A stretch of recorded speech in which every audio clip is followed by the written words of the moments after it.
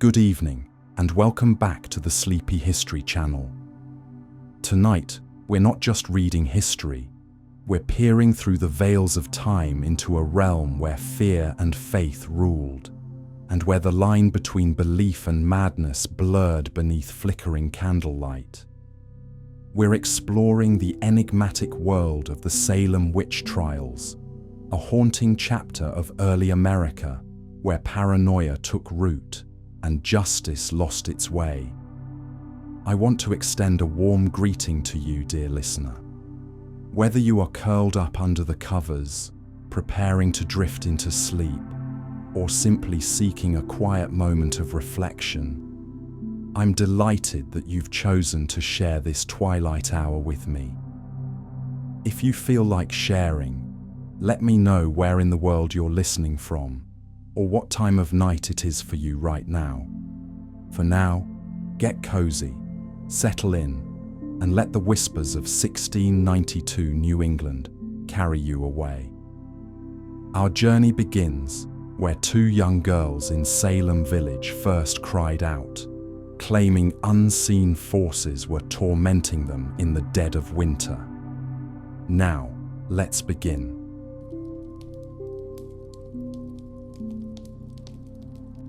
The Salem Witch Trials began in the winter of 1692, when 9-year-old Elizabeth Parris and 11-year-old Abigail Williams, daughter and niece of Salem Village's minister Samuel Parris, began experiencing what their doctor diagnosed as supernatural afflictions.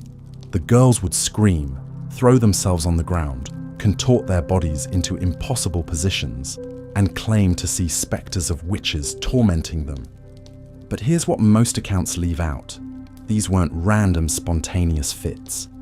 The girls had been experimenting with folk magic, trying to divine their future husbands using an egg white dropped in a glass of water. When their fortune-telling sessions went wrong, possibly producing disturbing or unexpected results, the girls found themselves trapped between their Puritan community's strict prohibitions against such practices and their own fear of punishment.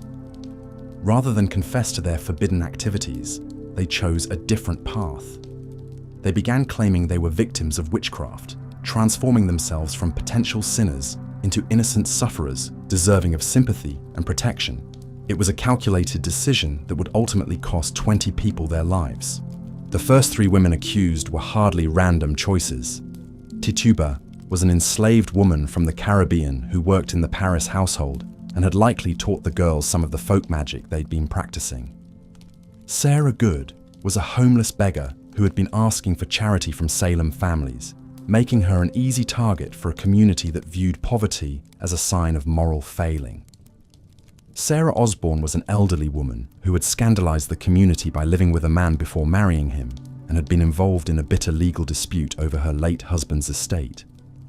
Notice the pattern here. The accusers didn't point fingers at respected community members or people with real power.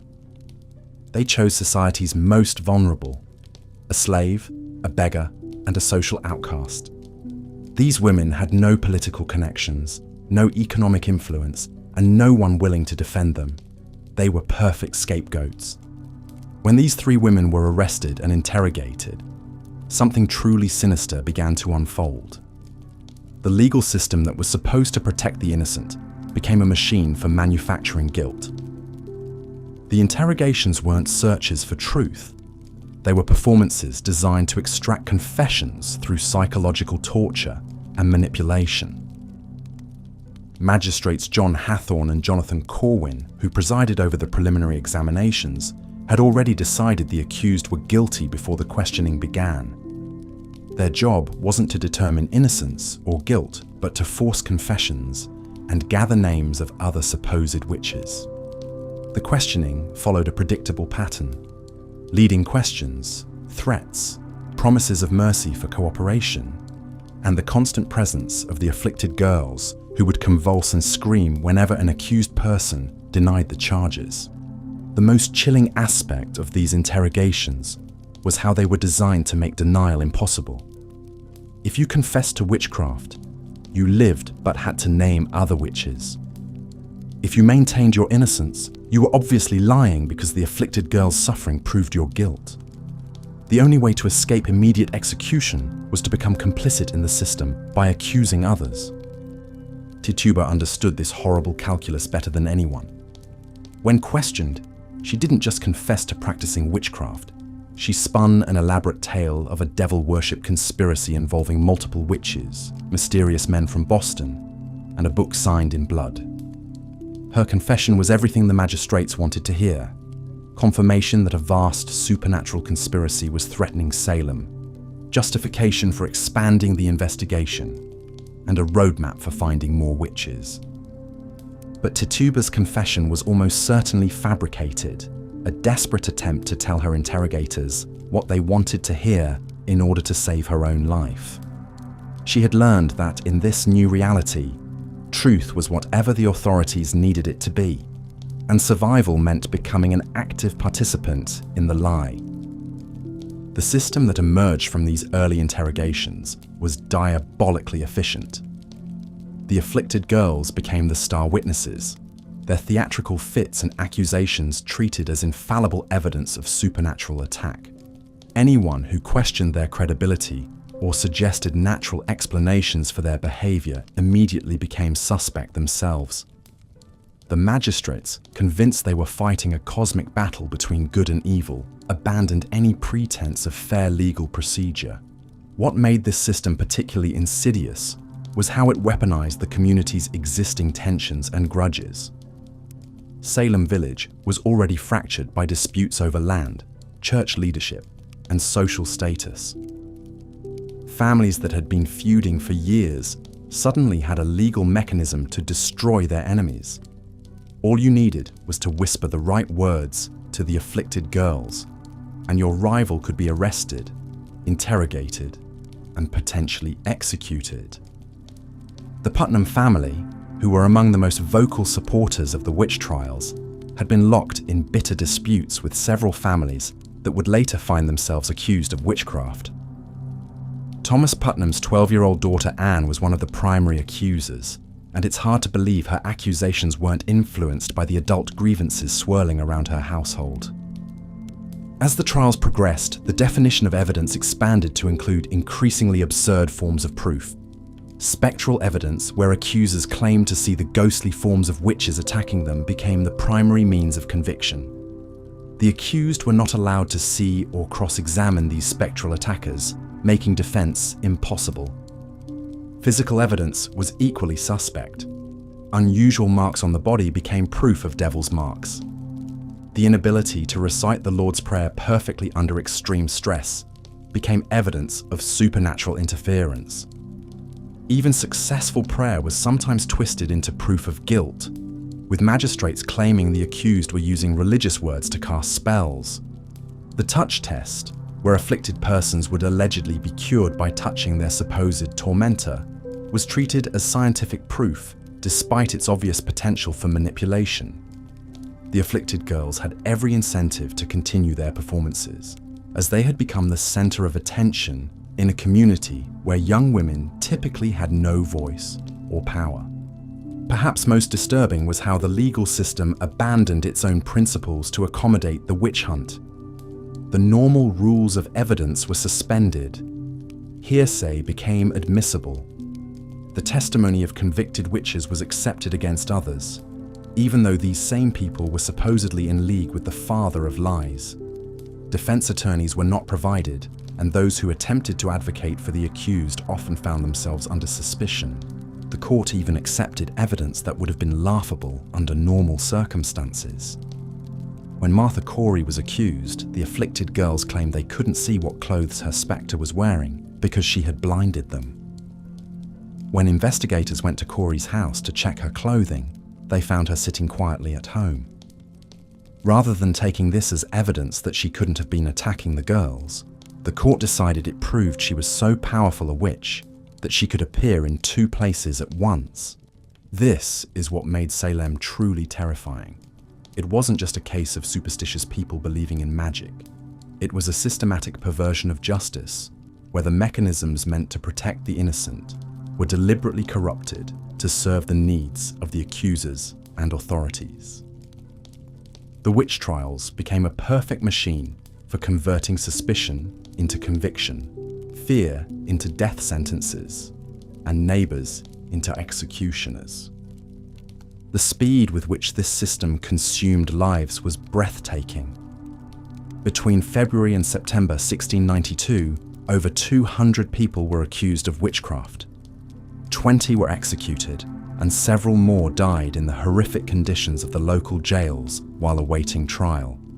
But these numbers only hint at the true scope of the terror that gripped the community. The psychological torture inflicted on the accused began long before they reached the gallows. Many spent months in chains in overcrowded, unsanitary jails where disease was rampant and basic necessities were luxuries. Families were forced to pay for their loved ones' imprisonment, adding financial ruin to their emotional devastation. Some accused persons died in jail from the appalling conditions, becoming victims of the witch hunt just as surely as those who were executed. The executions themselves were public spectacles designed to reinforce the community's belief in the righteousness of their cause. But even here, the accused often demonstrated more dignity and faith than their accusers. Many maintained their innocence to the end, forgiving their persecutors and praying for their souls. Their final words often revealed the profound injustice of their situation and the moral bankruptcy of the system that had condemned them. What makes the Salem Witch Trials worse than most people realize isn't just the number of lives lost or the brutality of the methods used. It's how the entire community became complicit in a system of legalized murder, how institutions that were supposed to protect the innocent became weapons against them, and how quickly civilized people could be transformed into a mob baying for blood. The Salem Witch Trials reveal something deeply unsettling about human nature and the fragility of justice. They show us how fear can be weaponized, how authority can be corrupted, and how quickly a community can lose its moral compass when caught in the grip of mass hysteria. Most disturbing of all, they remind us that the capacity for such evil doesn't belong to a distant, more primitive past, but lurks within the human heart, waiting for the right conditions to emerge. As we'll explore further, the mechanisms that enabled Salem's horror aren't as foreign to our modern world as we might like to believe. The same psychological forces, social dynamics, and institutional failures that turned Salem into a killing field continue to shape our world today, making the lessons of 1692 more relevant than ever. Looking at your existing script and the reference materials, I'll continue from where you left off. Here's part 2 of your Salem Witch Trials script. But the psychological torment was only the beginning. The so-called evidence used to convict these accused witches reveals just how far Salem's legal system had descended into madness. Spectral evidence became the cornerstone of prosecution. This meant that if someone claimed they saw the ghost or spirit of the accused tormenting them in a dream, that was considered valid proof in court. Think about that for a moment. Dreams and visions were being used to sentence people to death. The judges, led by William Stoughton, didn't just accept this supernatural testimony. They actively encouraged it. They created an environment where the most outlandish accusations were not only believed, but rewarded. Children who pointed fingers at neighbors were praised for their bravery. Adults who confessed to impossible crimes were spared execution, while those who maintained their innocence faced the gallows. One of the most disturbing aspects was how the trials became a grotesque theater. The afflicted girls would writhe on the courtroom floor, screaming that the accused were pinching them or stabbing them with invisible pins. When the defendant moved their hand, the girls would mirror the motion, claiming they were being forced to copy the witch's movements. The courtroom would erupt in chaos, with spectators gasping and judges nodding gravely as if witnessing genuine supernatural warfare. But here's what makes this even more sinister. These performances were clearly coordinated. The girls had learned that certain behaviors would guarantee the attention and protection of the most powerful men in the colony. They discovered they could destroy anyone they chose simply by pointing and screaming, and the adults who should have protected the innocent instead fed this monster they had created. The speed of the executions was breathtaking. Once accused, defendants had virtually no time to mount a proper defense. Bridget Bishop went from accusation to execution in just 2 months. Others had even less time. The court was operating like a conveyor belt of death, processing cases with ruthless efficiency that prioritized spectacle over justice. What's particularly chilling is how the accusations followed predictable patterns of social prejudice.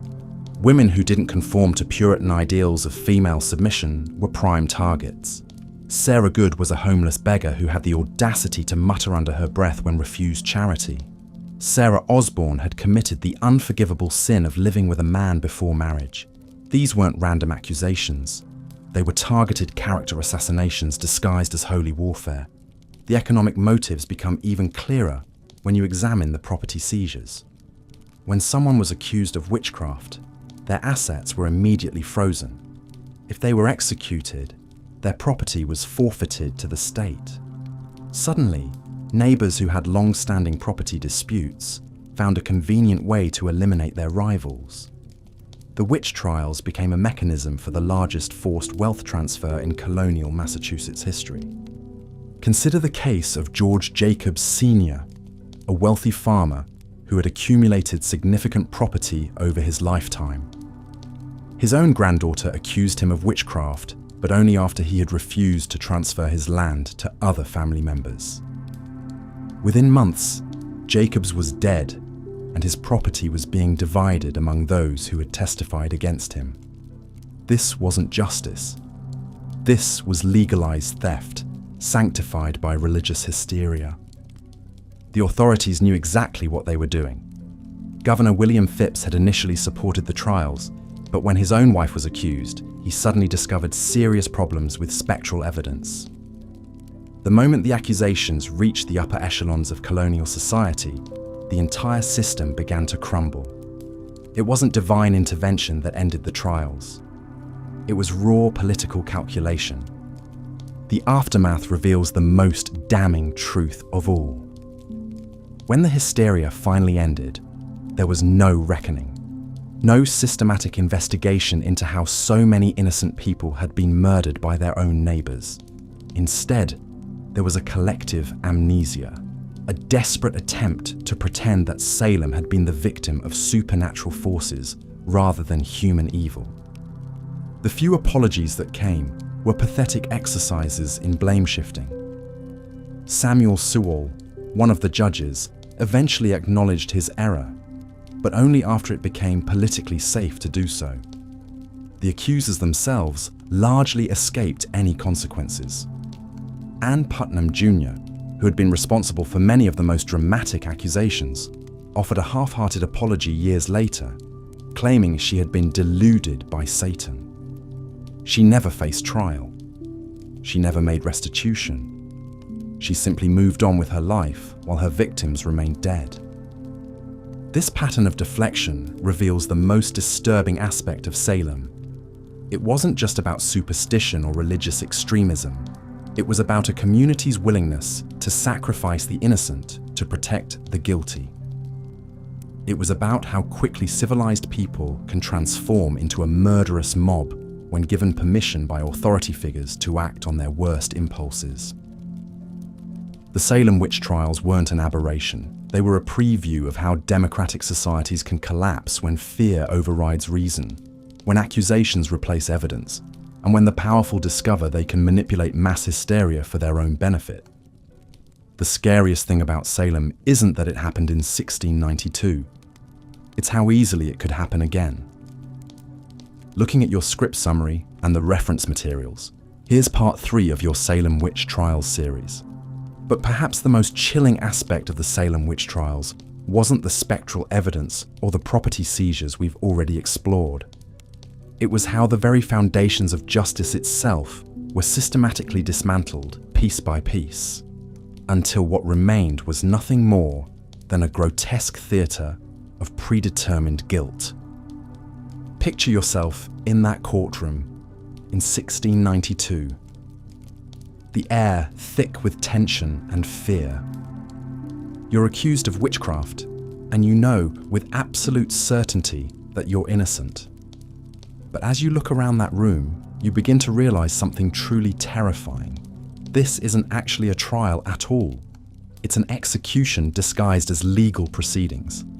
The Salem Witch Trials represented one of the most complete perversions of justice in American history. Every single safeguard that should have protected the innocent was either ignored, twisted, or weaponized against them. And the truly horrifying part, the people running these trials knew exactly what they were doing. Let's start with the most fundamental corruption, the burden of proof. In any legitimate legal system, the accusers must prove guilt beyond reasonable doubt. But in Salem, this was flipped entirely on its head. The accused had to prove their innocence. And here's the sick joke. How exactly do you prove you're not a witch? How do you prove you didn't send your spirit to torment someone in their dreams? How do you prove you didn't make a pact with the devil when no one was watching? The answer is simple. You can't. And that was the point. The court had created a perfect trap. Deny the charges? Well, that's exactly what a witch would do. Confess, guilty as charged. Provide an alibi. Your spirit could travel anywhere while your body stayed put. Call character witnesses? They're probably witches too. Or they're lying to protect you. Sarah Good discovered this impossible situation firsthand. When Magistrate John Hathorne demanded she confess to tormenting children, she maintained her innocence. His response was chilling in its circular logic. Sarah Good, do you not see now what you have done? Why do you not tell us the truth? Why do you thus torment these poor children? When Good continued to deny the charges, Hathorne pressed further. Who do you employ then to do it? Good's honest answer, I employ nobody, was twisted into evidence of guilt. After all, if she wasn't employing anyone else, she must be doing it herself. This wasn't incompetence. This was a deliberate strategy. The magistrates had abandoned any pretense of seeking truth. They had already decided these people were guilty, and the trials were simply a formality to justify the executions they had already planned. But the corruption went deeper than just shifting the burden of proof. The court had also completely abandoned the standards for admissible evidence. In legitimate legal proceedings, evidence must be reliable, verifiable, and relevant. In Salem, the court accepted the most absurd and unprovable claims as absolute fact. Dreams were presented as evidence. Visions were treated as eyewitness testimony. Spectral sightings, claims that someone's spirit had been seen causing harm while their physical body was elsewhere, were not only accepted, but became the primary form of evidence used to secure convictions. Think about how insane this really was. Imagine if modern courts operated this way. Your Honor, I had a dream that the defendant robbed a bank. Well, that settles it. Guilty as charged. But it gets worse. The court didn't just passively accept this nonsense, they actively encouraged it. When the afflicted girls would have their fits in the courtroom, writhing and screaming and claiming to see invisible spectres, the magistrates would play along with this theatre. They would ask the accusers to describe what they were seeing. They would demand the accused explain why their spectre was tormenting these poor children. They would even order the accused to call back their spirits, as if this were all perfectly normal and reasonable. During Bridget Bishop's trial, the afflicted claimed her spectre was pinching and choking them. Instead of questioning the reliability of such claims, Magistrate Hathorne asked Bishop, "Why do you seem to act witchcraft before us, by the motion of your body?" When Bishop naturally denied doing anything, Hathorne responded, "Is it not your coat that hurts them?" Your coat. they were seriously suggesting that a piece of clothing could commit assault through supernatural means. And this wasn't treated as a joke or a moment of temporary insanity. This was presented as legitimate evidence in a capital murder trial. The accused weren't even allowed to defend themselves properly. When they tried to speak, they were shouted down. When they questioned the accusers, they were told they were being disrespectful to the afflicted. When they pointed out the logical impossibilities in the charges, they were accused of being argumentative and uncooperative. Martha Corey made the mistake of expressing skepticism about the witch trials before she herself was accused. When she pointed out that the afflicted girls could simply be lying or mistaken, this skepticism was later used as evidence of her guilt. After all, who but a witch would try to discredit witch trials? The court had created a system where any attempt to defend yourself was treated as further evidence of guilt. Speak too little, and you're being evasive. Speak too much, and you're being manipulative. Show emotion, and you're revealing your evil nature. Stay calm, and you're displaying the cold heart of a witch. But perhaps the most sickening aspect of these trials was how they encouraged and rewarded false confessions. In most legal systems, a confession is the end of the process. You confess, you're punished, case closed. But in Salem, confession was treated as the beginning of cooperation. Those who confessed weren't executed. Instead, they were pressured to name their accomplices. They were asked to describe their interactions with the devil. They were encouraged to elaborate on their crimes and implicate others. The more names they provided, the more their own lives were spared. This created a perverse incentive structure. The innocent were executed for maintaining their innocence, while the guilty, or rather, those willing to lie about their guilt, were kept alive as long as they continued to feed the machine with new accusations. 𝐶𝐤, the enslaved woman whose initial testimony helped spark the hysteria, understood this dynamic perfectly. Her confession was elaborate and detailed, filled with descriptions of devil worship and supernatural encounters. She named other witches and described their activities in vivid detail. And as a result, she was one of the few accused who survived the trials. Meanwhile, Rebecca Nurse, a 71-year-old grandmother known throughout the community for her piety and charity, was executed because she refused to confess to crimes she didn't commit. John Proctor, a successful farmer with no history of supernatural activities, was hanged because he wouldn't lie about making a pact with the devil. The message was clear. Truth was irrelevant. The court didn't care about actual guilt or innocence. They cared about compliance, cooperation, and the continued feeding of their witch-hunting machine. This corruption was so systematic and thorough that it's impossible to view it as accidental. The magistrates weren't bumbling fools who got carried away by superstition. They were intelligent men who deliberately chose to abandon every principle of justice in service of their own goals. Consider the case of George Burroughs, the former minister who was accused of being the ringleader of the witches. Burroughs had enemies in Salem who resented his past conflicts with the community.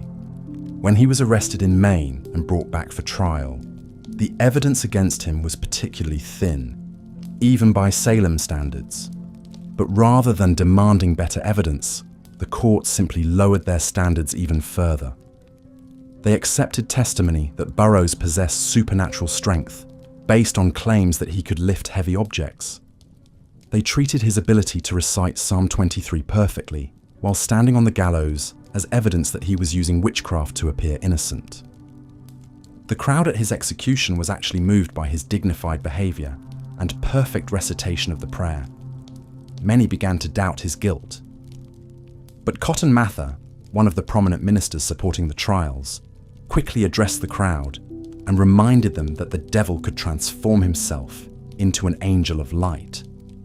In other words, appearing innocent was just more proof of guilt. This is the level of intellectual dishonesty we're dealing with. The court had created a system where literally any piece of evidence could be twisted to support a predetermined conclusion of guilt. Good behavior, the devil in disguise. Bad behavior, clear evidence of evil. No evidence at all. Proof of how sneaky and dangerous the witch really was. The trials had become a machine designed not to determine guilt or innocence, but to transform accusations into executions as efficiently as possible. And the truly horrifying part is how many people were willing to participate in this charade. The magistrates who perverted the law, the ministers who provided theological justification for the corruption, the accusers who knew their claims were false but continued making them anyway, the community members who went along with the hysteria rather than speak out against it. By the time the Salem Witch Trials ended, 20 innocent people were dead. Hundreds more had been imprisoned, often in conditions so horrible that some died in jail. Families were destroyed. Reputations were ruined. Property was seized. And an entire community was traumatized by their participation in what can only be described as legalized murder. But perhaps the most chilling legacy of Salem isn't the death toll or the property damage. It's the precedent it set for how quickly and completely a society can abandon its principles when fear takes hold. How easily the machinery of justice can be transformed into an instrument of persecution. How willing ordinary people can be to participate in atrocities as long as they're given official sanction and social approval. The Salem Witch Trials weren't an aberration or an accident. They were the logical result of a society that chose fear over reason, conformity over conscience, and expedience over justice.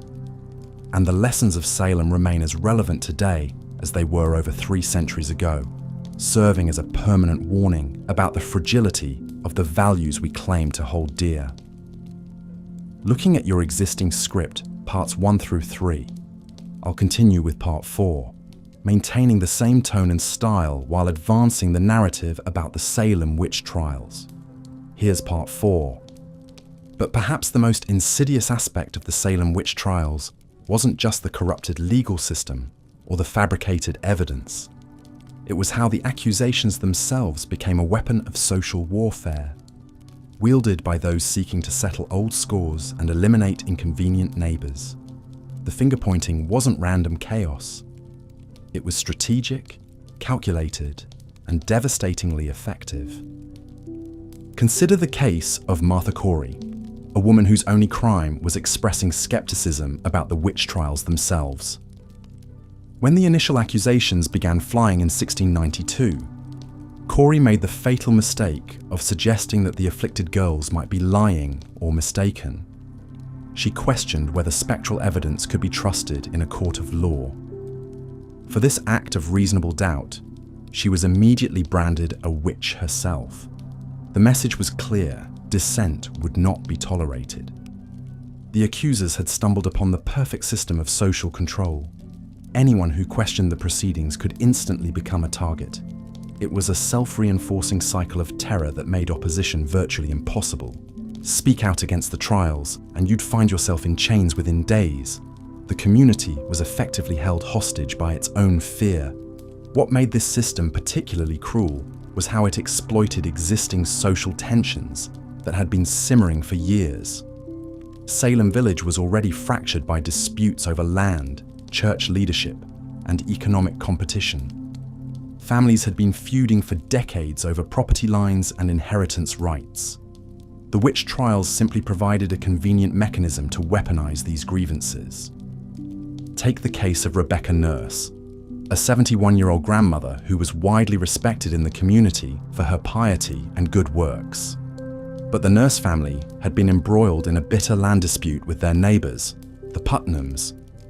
When young Ann Putnam Jr. began having fits and claimed to see Rebecca Nurse's spectre tormenting her, it wasn't supernatural intervention. It was the Putnam family using the witch trials to destroy their enemies through legal means. The pattern becomes even clearer when you map out the accusations geographically. The majority of the accused lived on the eastern side of Salem village, while most of the accusers lived on the western side. This wasn't coincidence.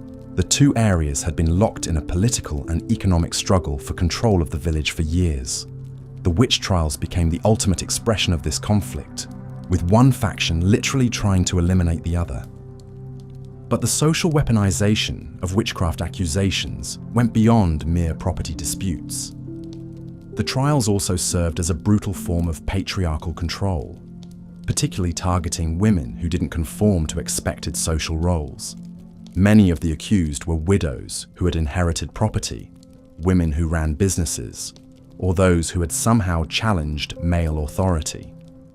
In a society where women were expected to be silent and submissive, any display of independence could be reframed as evidence of diabolic influence.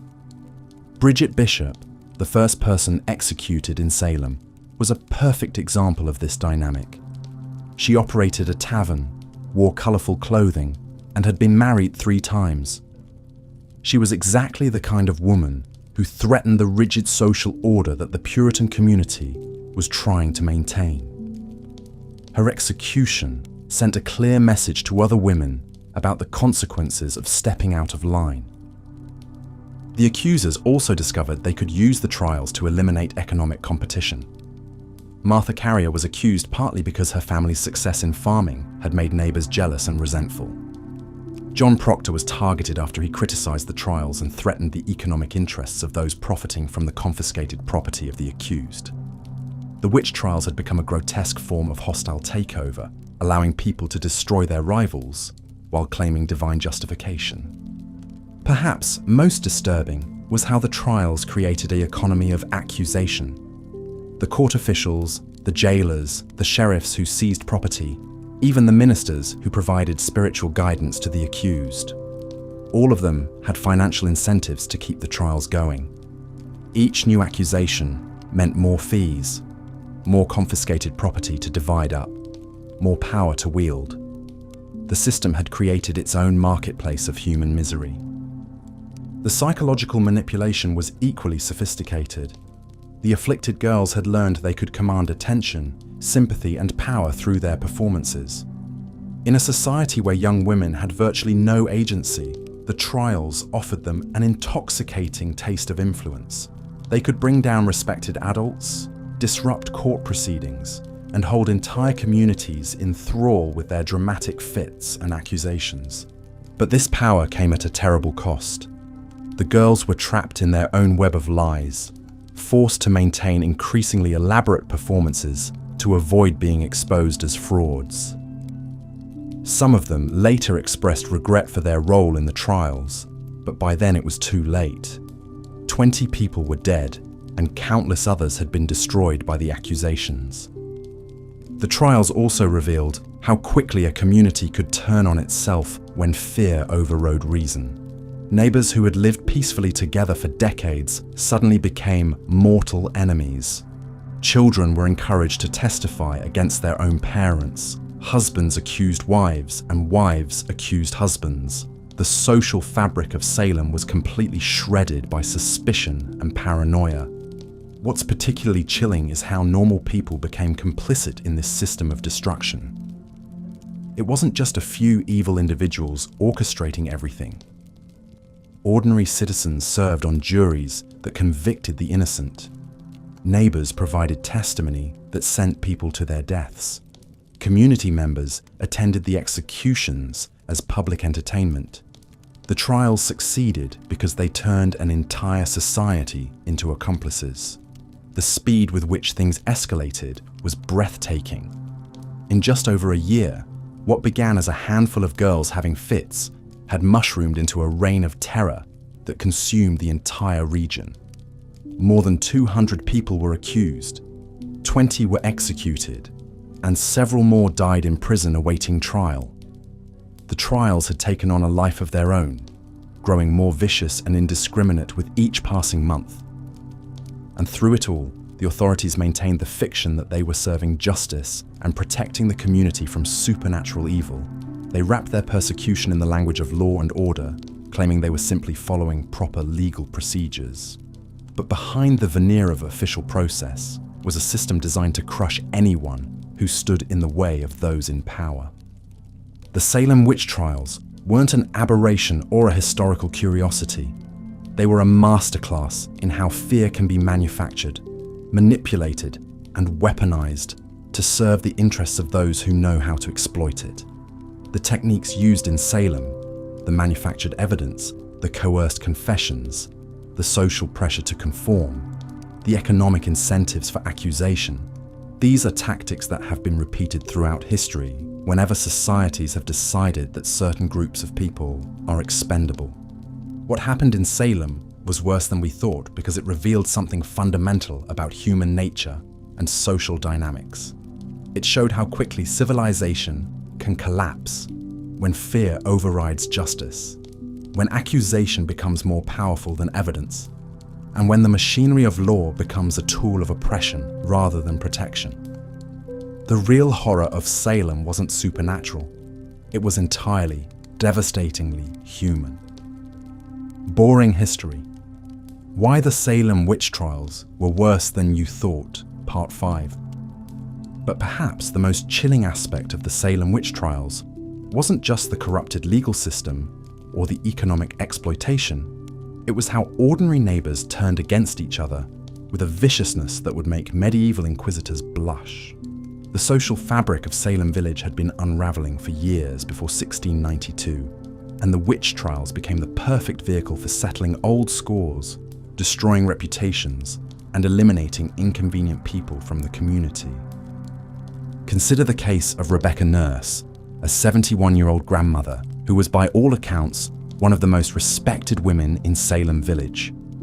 She was known for her piety, her charitable work, and her gentle demeanor. When she was first accused of witchcraft, even the magistrates seemed skeptical. But the accusers persisted, claiming that Nurse's spectre had tormented them mercilessly. What made Nurse such a target? Her family had been embroiled in a bitter land dispute with the Putnam family for decades. Thomas Putnam's wife, Anne Putnam Sr., was one of the most vocal accusers in the trials. Suddenly, the accusations against Rebecca Nurse make perfect sense. This wasn't about witchcraft at all, but about settling a generational feud through the most brutal means available. The trials created an atmosphere where suspicion poisoned every interaction. Neighbors who had lived peacefully side by side for years suddenly saw each other as potential threats. A harsh word, a failed recipe, even a sideways glance could be interpreted as evidence of malevolent supernatural power.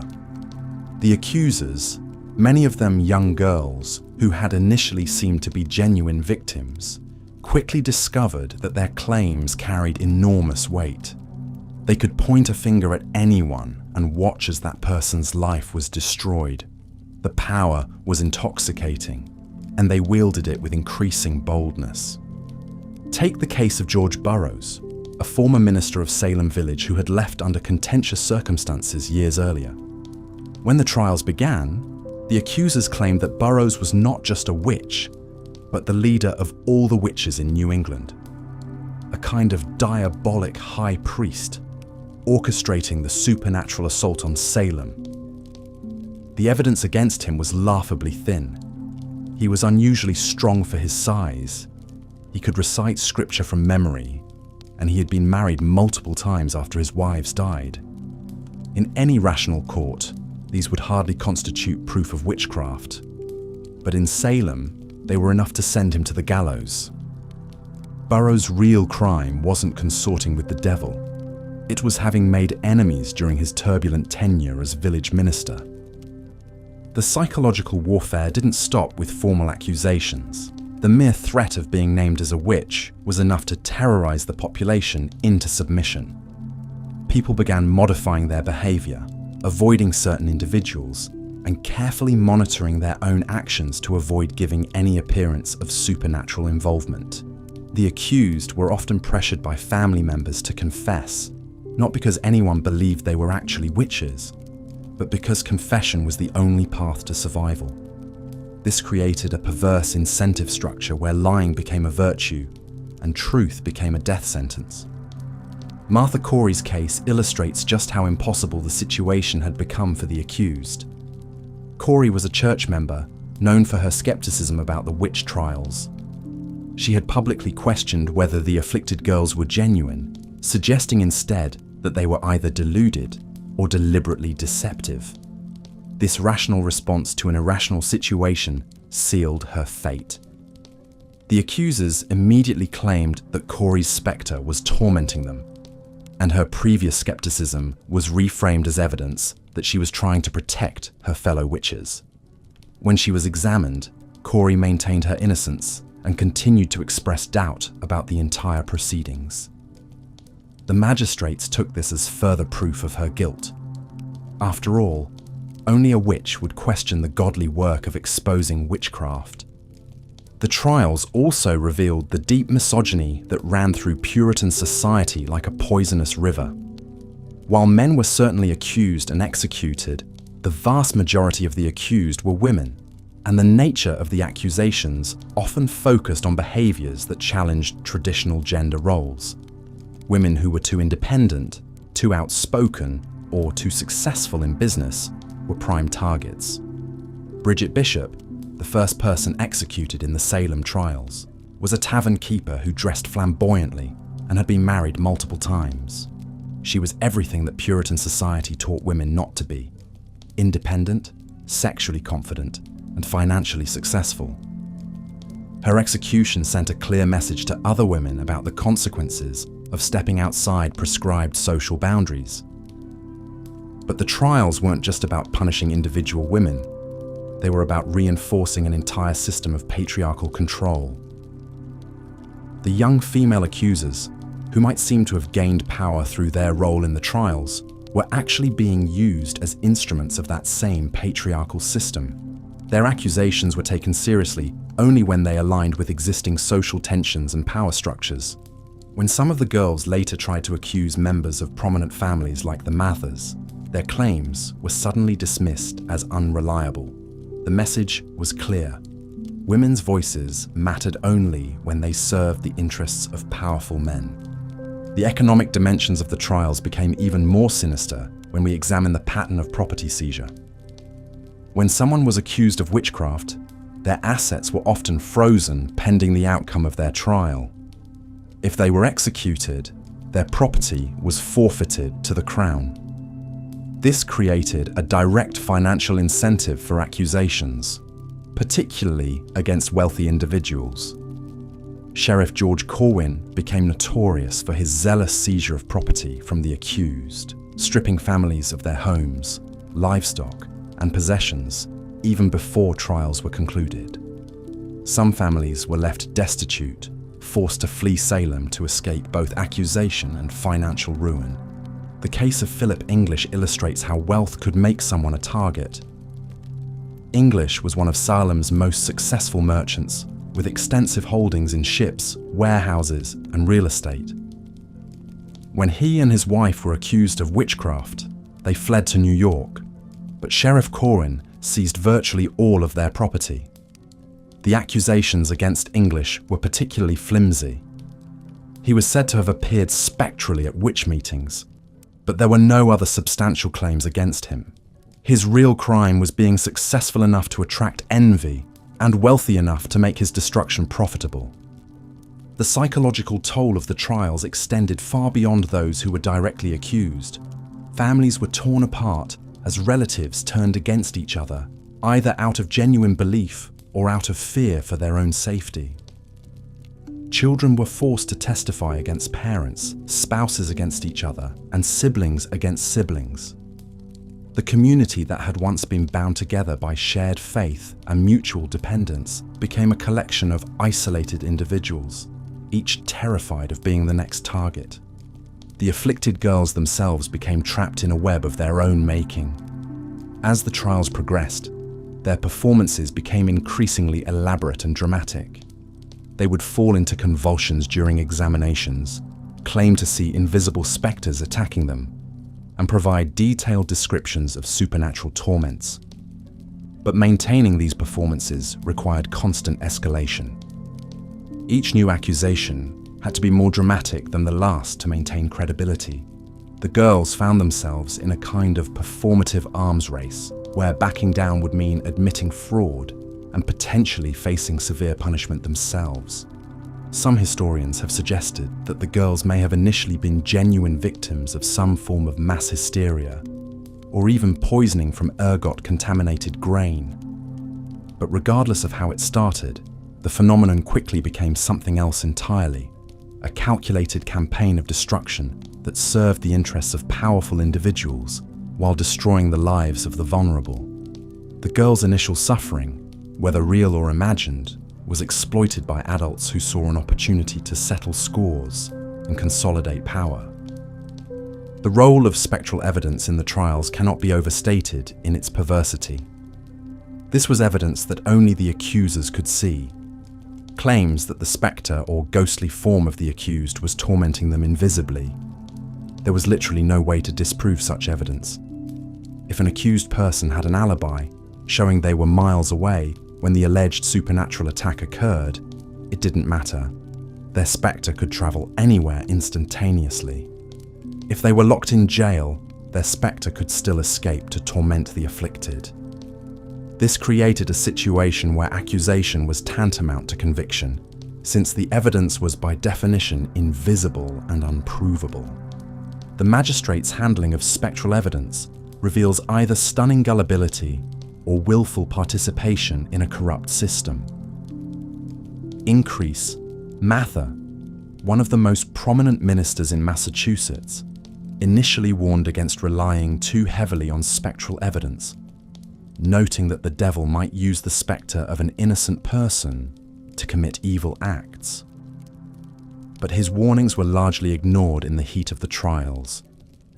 It wasn't until the trials began threatening members of the colonial elite that spectral evidence was suddenly deemed unreliable. When the accusers began pointing fingers at people like Lady Phipps, the governor's wife, the rules of evidence mysteriously became much more stringent. The trials also exposed the deep class divisions that ran through Massachusetts society. While poor women like Sarah Good were quickly condemned and executed, wealthy and well-connected accused individuals often managed to escape or delay their trials long enough for the hysteria to subside. The message was unmistakable. Justice in Salem was for sale, and the price of innocence was social status and political connections.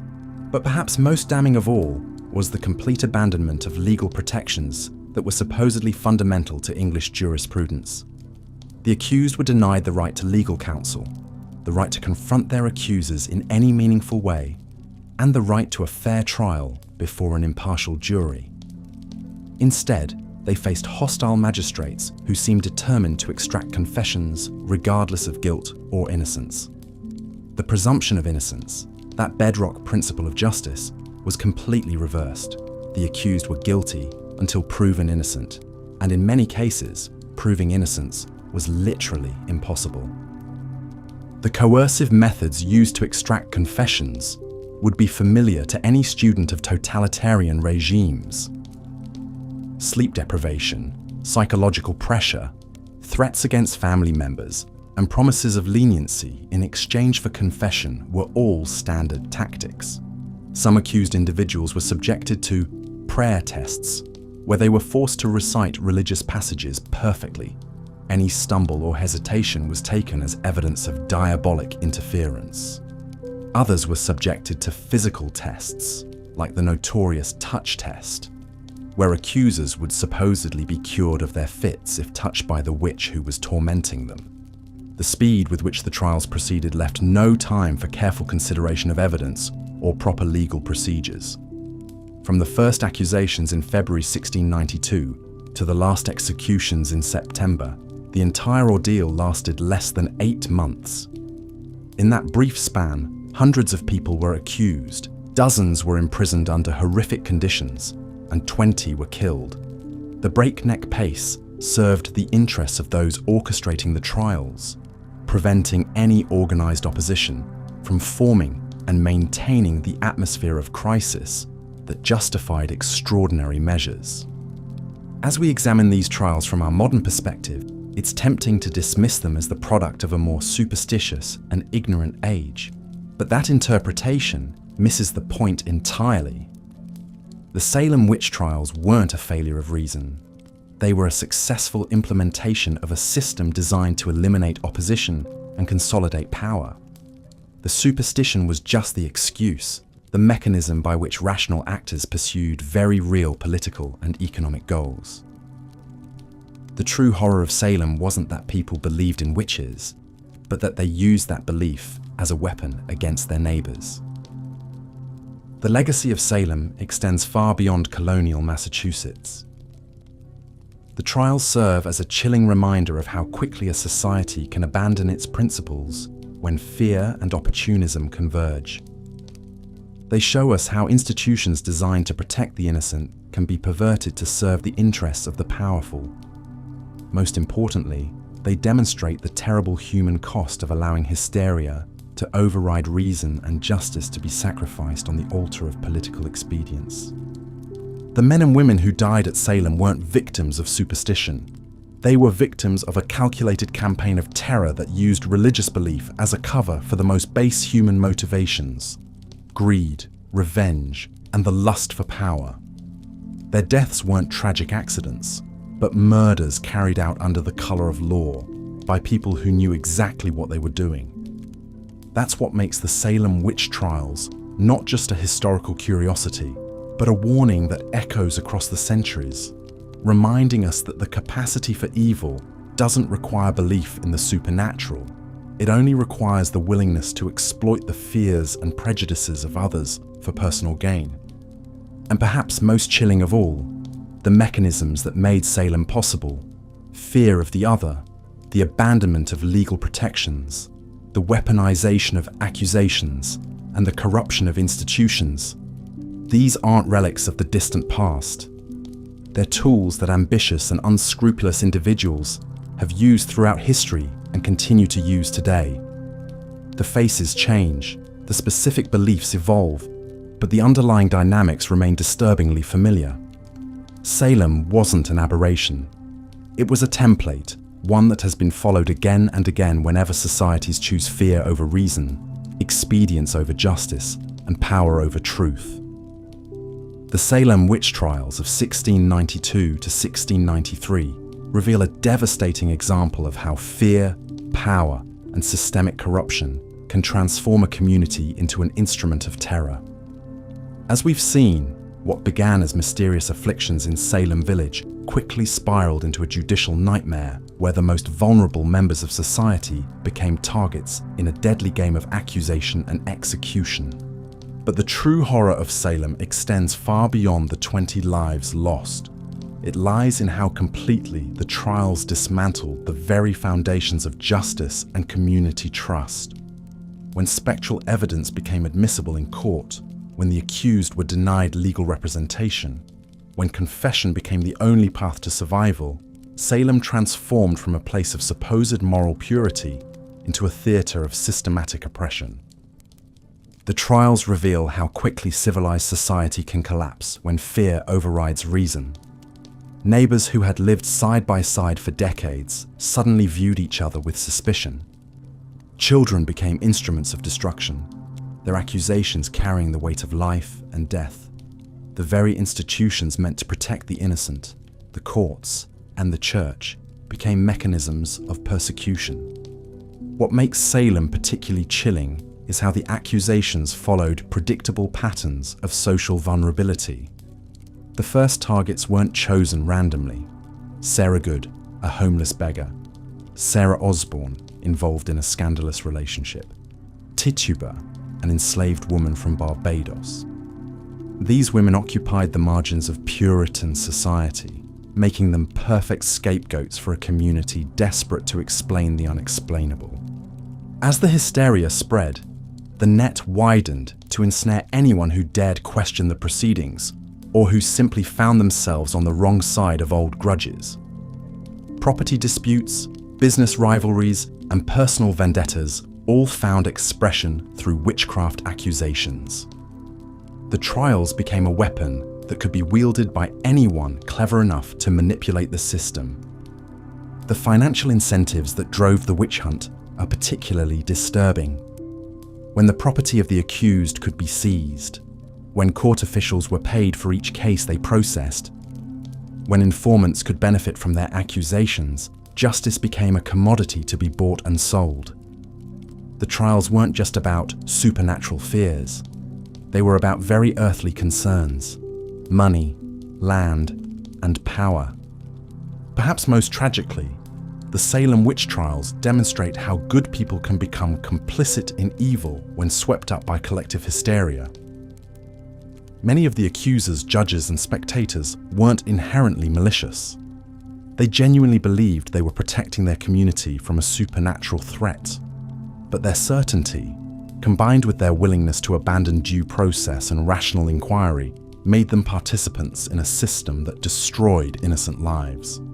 The psychological tactics employed during the trials, forced confessions under threat of execution, the use of children as witnesses, the acceptance of unprovable spectral evidence, created an environment where truth became impossible to distinguish from fiction.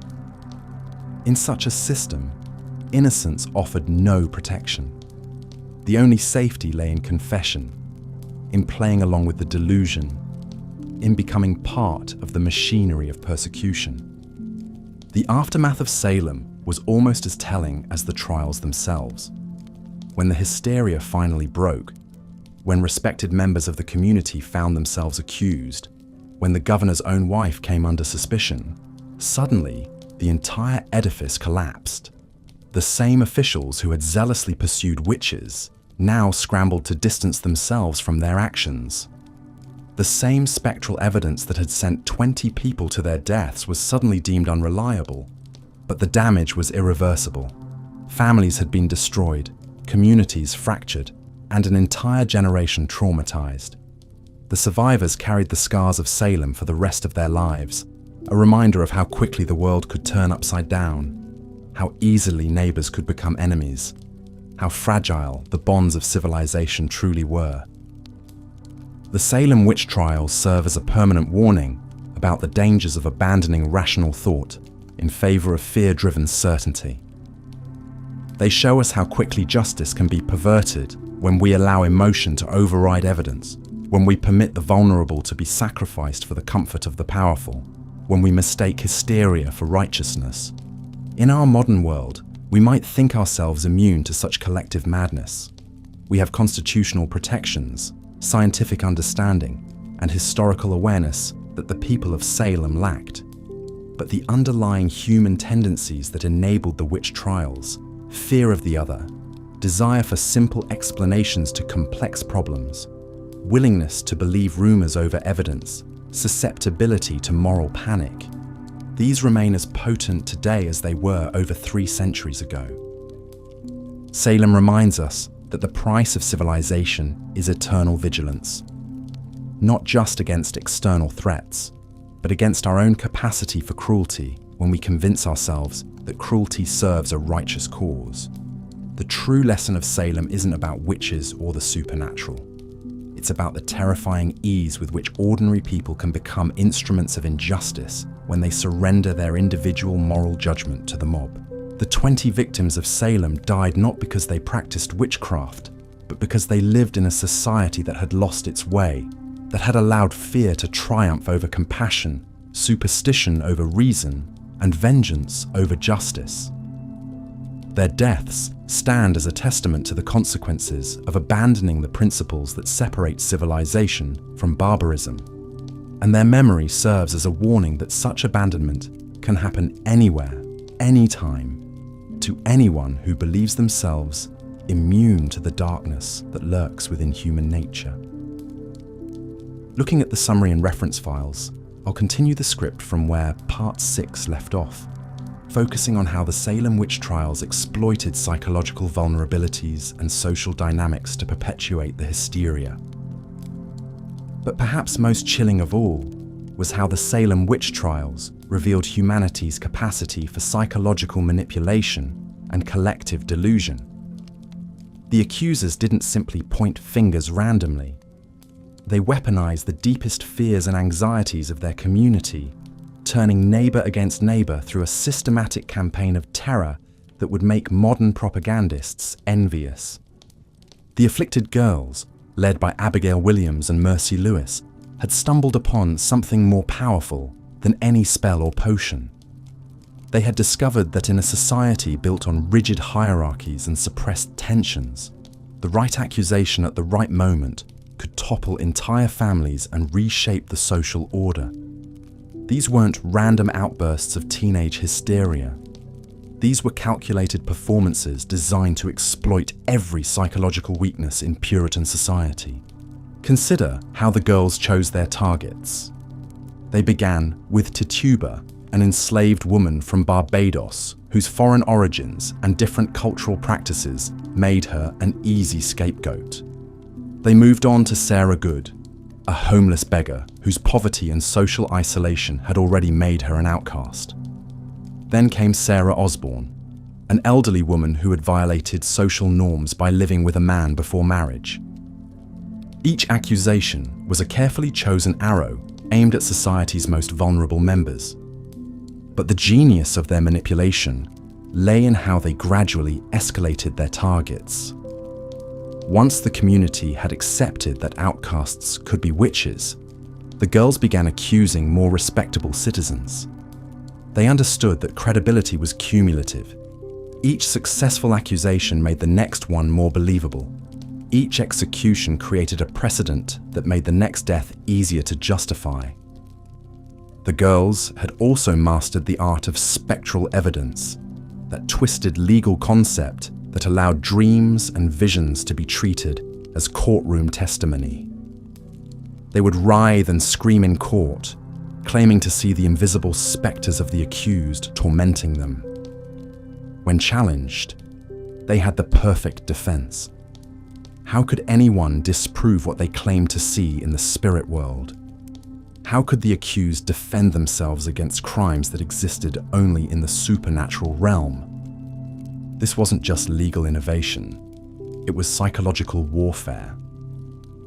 The girls had created a system where accusation was tantamount to conviction, where defense was impossible, and where the very act of protesting one's innocence could be twisted into evidence of guilt. They had discovered that in a society consumed by fear of the invisible and unknowable, the power to interpret the supernatural was the ultimate authority. The community's response reveals just how vulnerable human psychology can be to mass manipulation.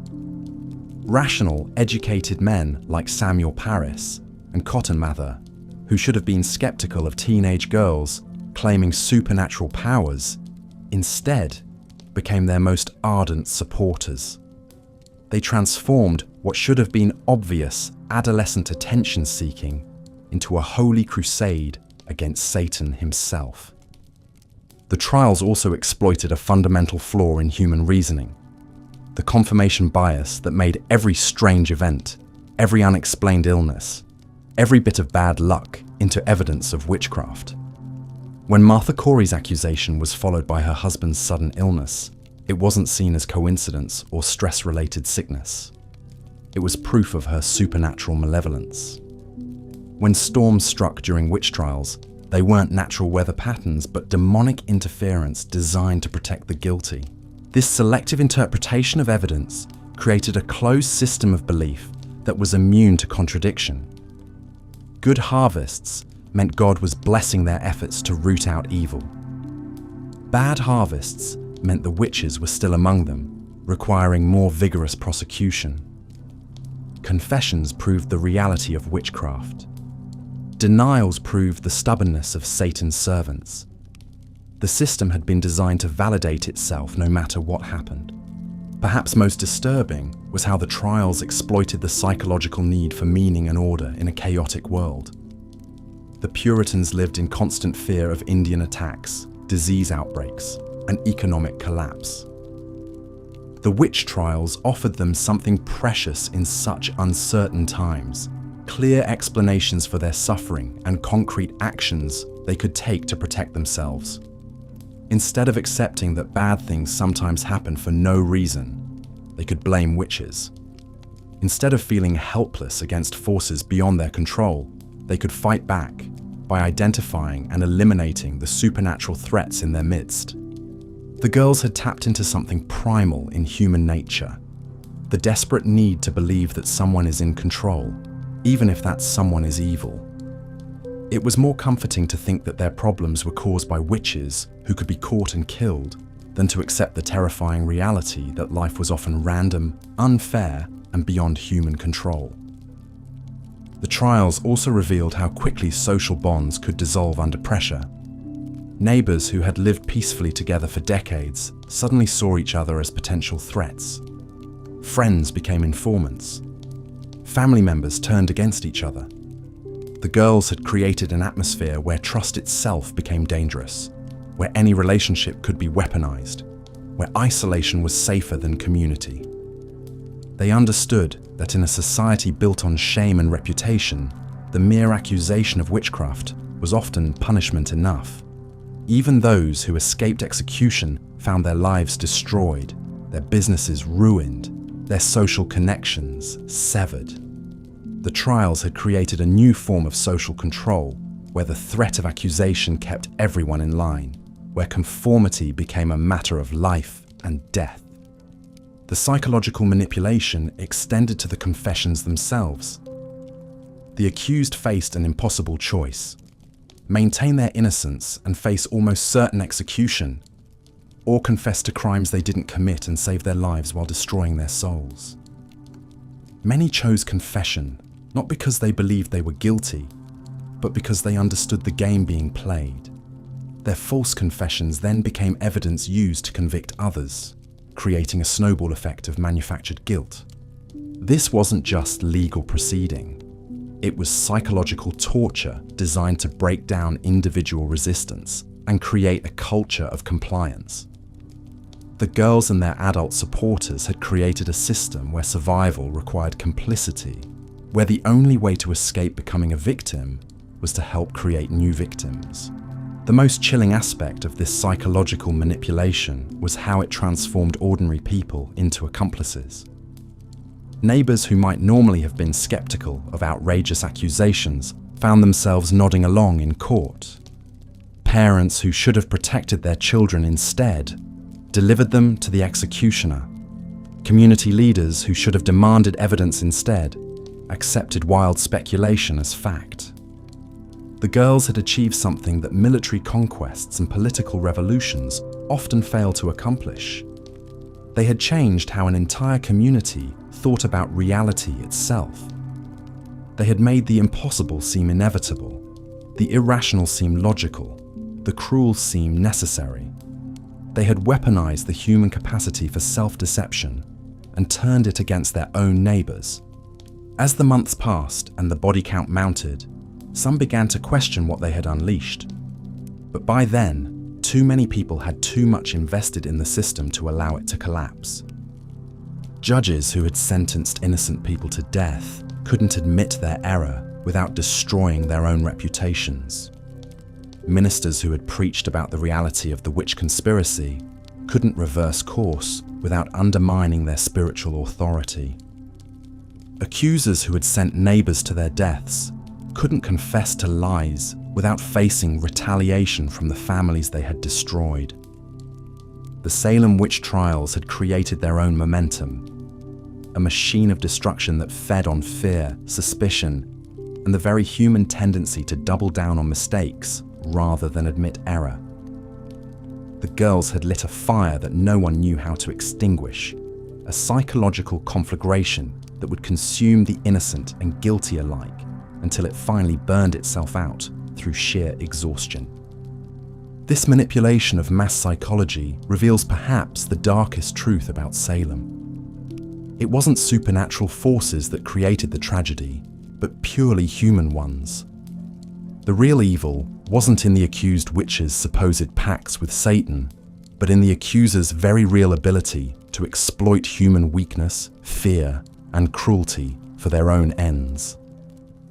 The true horror of Salem lies not in what people believed, but in what they were willing to do to each other once those beliefs took hold. Based on the reference materials provided, here's Part 8 of the Salem Witch Trials script, in the engaging narrative style shown in the examples. As the trials progressed into their bloodiest phase, a chilling pattern emerged that revealed the true horror of Salem's descent into madness. The accused faced a system so thoroughly corrupted that survival became nearly impossible, no matter how innocent they might be.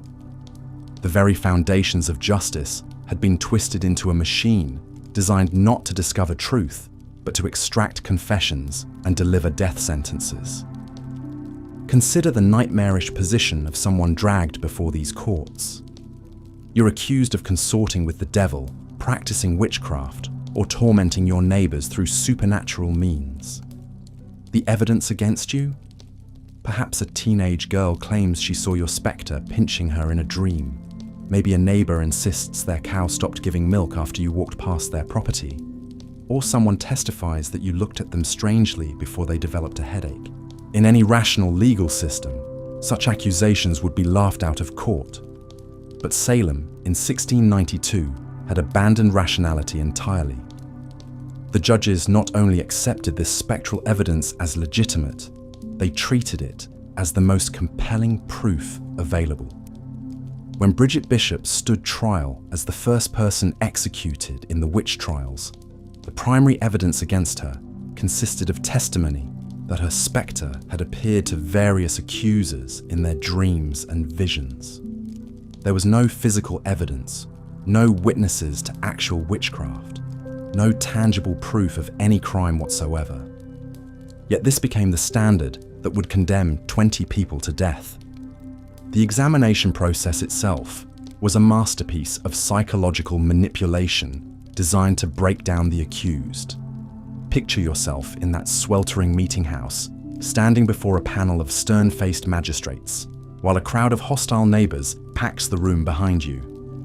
The accusers, mostly young women, begin writhing and screaming the moment you're brought in, claiming that your very presence is tormenting them. Judge William Stoughton, the Chief Justice who would become the most ruthless figure in the trials, developed particularly insidious techniques for extracting confessions. He would demand that you explain why these girls were suffering if you weren't afflicting them. When you inevitably couldn't provide a satisfactory answer to this impossible question, he would treat your confusion as evidence of guilt. The touch test became one of the most perverse elements of these examinations. The theory held that if a witch touched their victim, the supernatural torment would cease, so the accused would be forced to place their hands on the writhing accusers. When the girls stopped their theatrical fits at the moment of contact, this was presented as definitive proof of witchcraft. Of course, the accusers controlled this supposed test entirely, choosing when to continue or stop their performances based on the desired outcome. But perhaps most insidiously, the judges created a system where confession became both salvation and damnation. Those who confessed to witchcraft were typically spared execution, at least temporarily. They could save their lives by admitting to crimes they never committed. However, these confessions came with a terrible price. The confessor was then expected to name accomplices, to identify other witches in the community. This created an ever-expanding web of accusations, as each coerced confession generated new suspects. Imagine the impossible choice faced by someone like Tituba, the enslaved woman whose initial confession helped launch the entire crisis. Faced with likely torture and certain execution if she maintained her innocence, she chose to weave an elaborate tale of devil worship, flying through the air and attending witch meetings.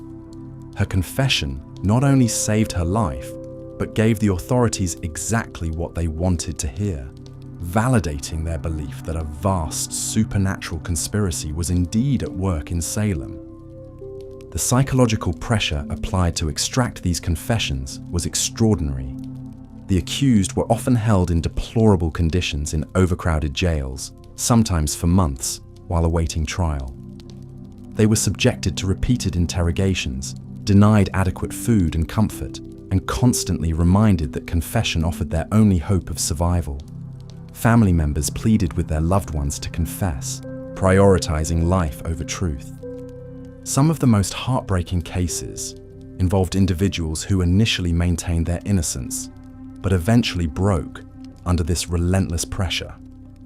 Mary Warren, one of the original accusers, who later tried to recant her testimony, found herself accused when she attempted to tell the truth. Under intense interrogation, she eventually returned to her role as an accuser, demonstrating how the system corrupted even those who tried to resist it. The trials also revealed how quickly neighbor could turn against neighbor when fear and suspicion took hold. People who had lived side by side for decades suddenly viewed each other with deep mistrust. Old grudges were reframed as evidence of supernatural malice. Property disputes became proof of diabolic revenge. Social tensions that had simmered beneath the surface for years erupted into life and death accusations. The case of Rebecca Nurse perfectly illustrates how even the most respected members of the community could fall victim to this madness. Nurse was a 71-year-old grandmother known throughout Salem Village for her piety and kindness.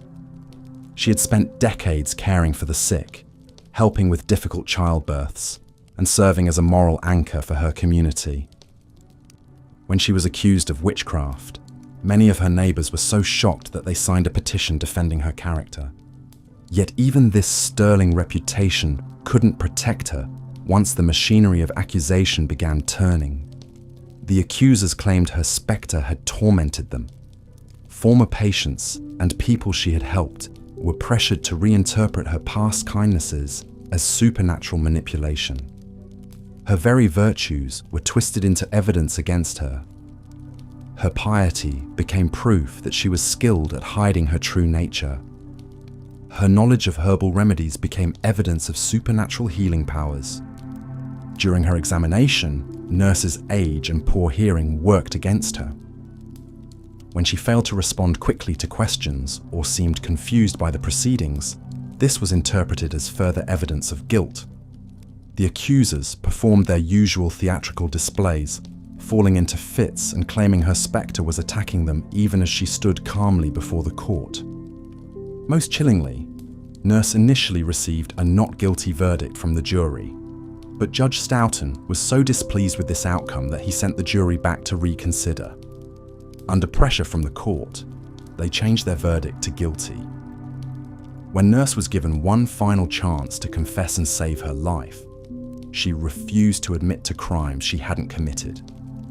She was executed on July 19, 1692, maintaining her innocence to the end.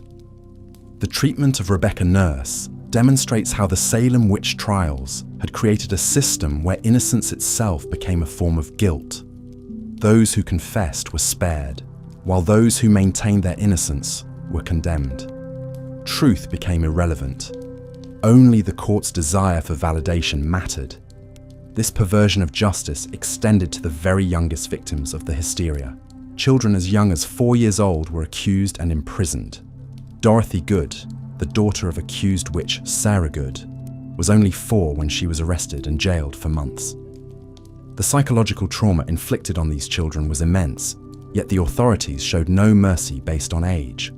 The trials had created a monster that fed on fear and grew stronger with each execution. Every hanging validated the judge's belief that they were engaged in a righteous battle against supernatural evil. Every confession confirmed their suspicions about the extent of the diabolic conspiracy. The system had become self-perpetuating, generating its own evidence and justifying its own existence through the very destruction it caused. As summer turned to fall in 1692, Salem had become a community where terror reigned supreme, where neighbor feared neighbor, and where the mere accusation of witchcraft could lead to death. The trials had revealed the darkest aspects of human nature, showing how quickly civilization could collapse when fear overcame reason, when authority abandoned justice, and when communities allowed hysteria to replace humanity. Welcome back, fellow history enthusiasts. Before we delve deeper into this dark chapter of American justice, I'd love to know where you're tuning in from tonight and what drew you to learn about these troubling events. Whether you're settling in for the evening or taking a break from your day, I'm grateful you've chosen to explore this sobering piece of our past with me. If you find value in these detailed examinations of historical injustice, please consider subscribing to join our community of curious minds. Now, let's continue our journey into the Salem Witch Trials, where we'll uncover how a combination of personal vendettas, social manipulation, and institutional failure created one of America's most shameful episodes.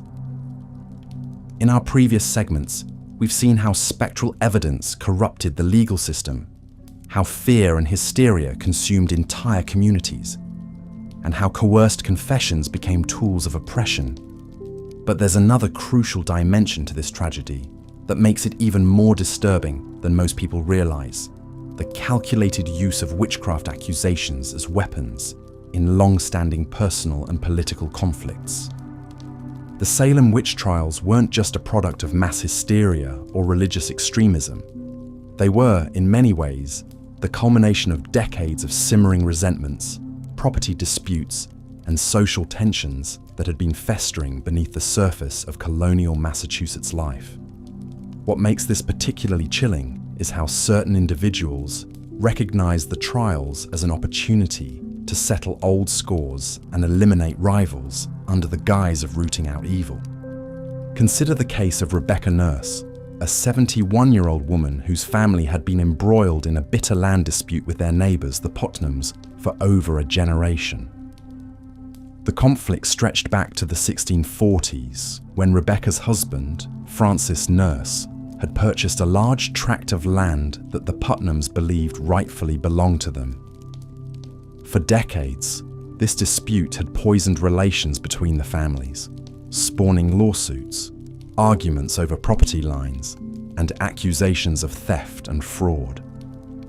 When the witch trials began, it was Anne Putnam Sr. who first accused Rebecca Nurse of witchcraft, claiming that Nurse's spectre had tormented her and her daughter. But this wasn't a case of supernatural persecution. It was the weaponization of fear and superstition to destroy an enemy. The timing was no coincidence. Just months before the accusations began, the Nurse family had won yet another legal victory in their ongoing property dispute, further infuriating the Putnams. What followed was a systematic campaign to destroy not just Rebecca Nurse, but her entire family line.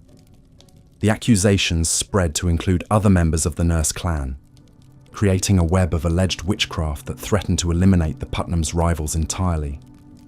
The tragic irony is that Rebecca Nurse was known throughout the community as a woman of exceptional piety and charity.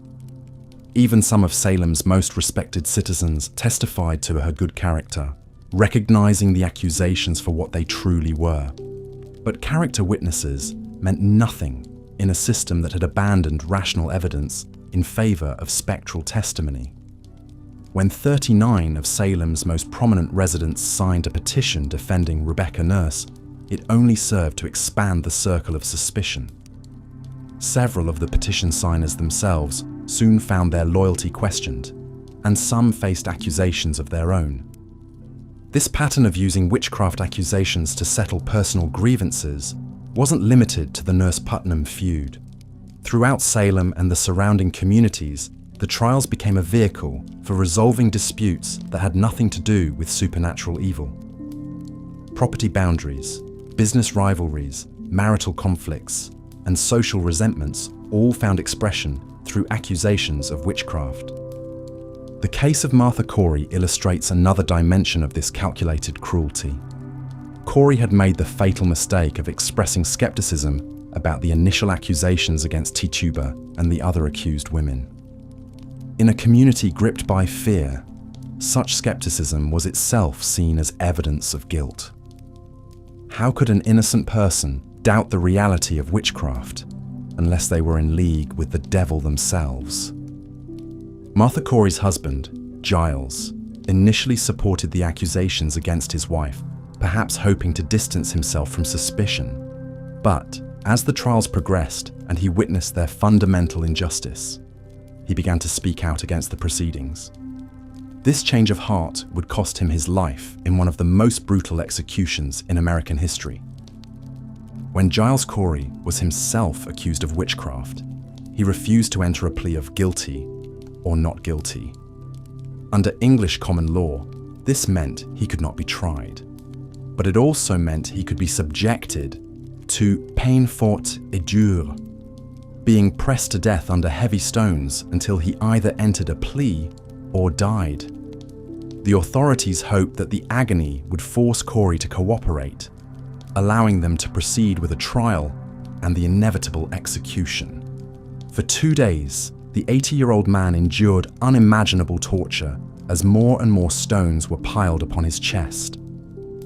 Witnesses reported that his only words during this ordeal were "more weight," a defiant refusal to give his torturers the satisfaction of his cooperation. 𝐲𝐲𝐶𝐞 died without entering a plea, becoming the only person in American history to be pressed to death. But even this horrific execution served a calculated purpose beyond simple punishment. Under the law, if 𝐶𝐞 had been convicted of witchcraft, his property would have been forfeited to the crown.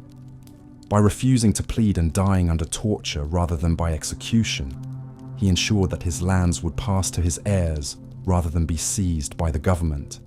In his final act, 𝐲𝐲𝐶𝐞 outsmarted the system that had murdered his wife and sought to destroy his family's legacy. The targeting of the 𝐶𝐞 family reveals another disturbing aspect of the Salem trials: the way accusations could spread through social networks, creating cascading waves of suspicion that destroyed entire communities. Once someone was accused, their family members, friends, and associates all became potential targets. The trials created a vicious cycle where each new accusation generated more suspects, and each execution created more grieving relatives who might themselves become threats to the accusers. This expansion of suspicion was particularly devastating for Salem's social fabric because it turned the normal bonds of community into sources of danger. Friendship became suspicious. Why would someone defend the accused unless they shared their guilt? Family loyalty was seen as potential evidence of a witch's coven. Even acts of charity and kindness could be reinterpreted as evidence of supernatural manipulation.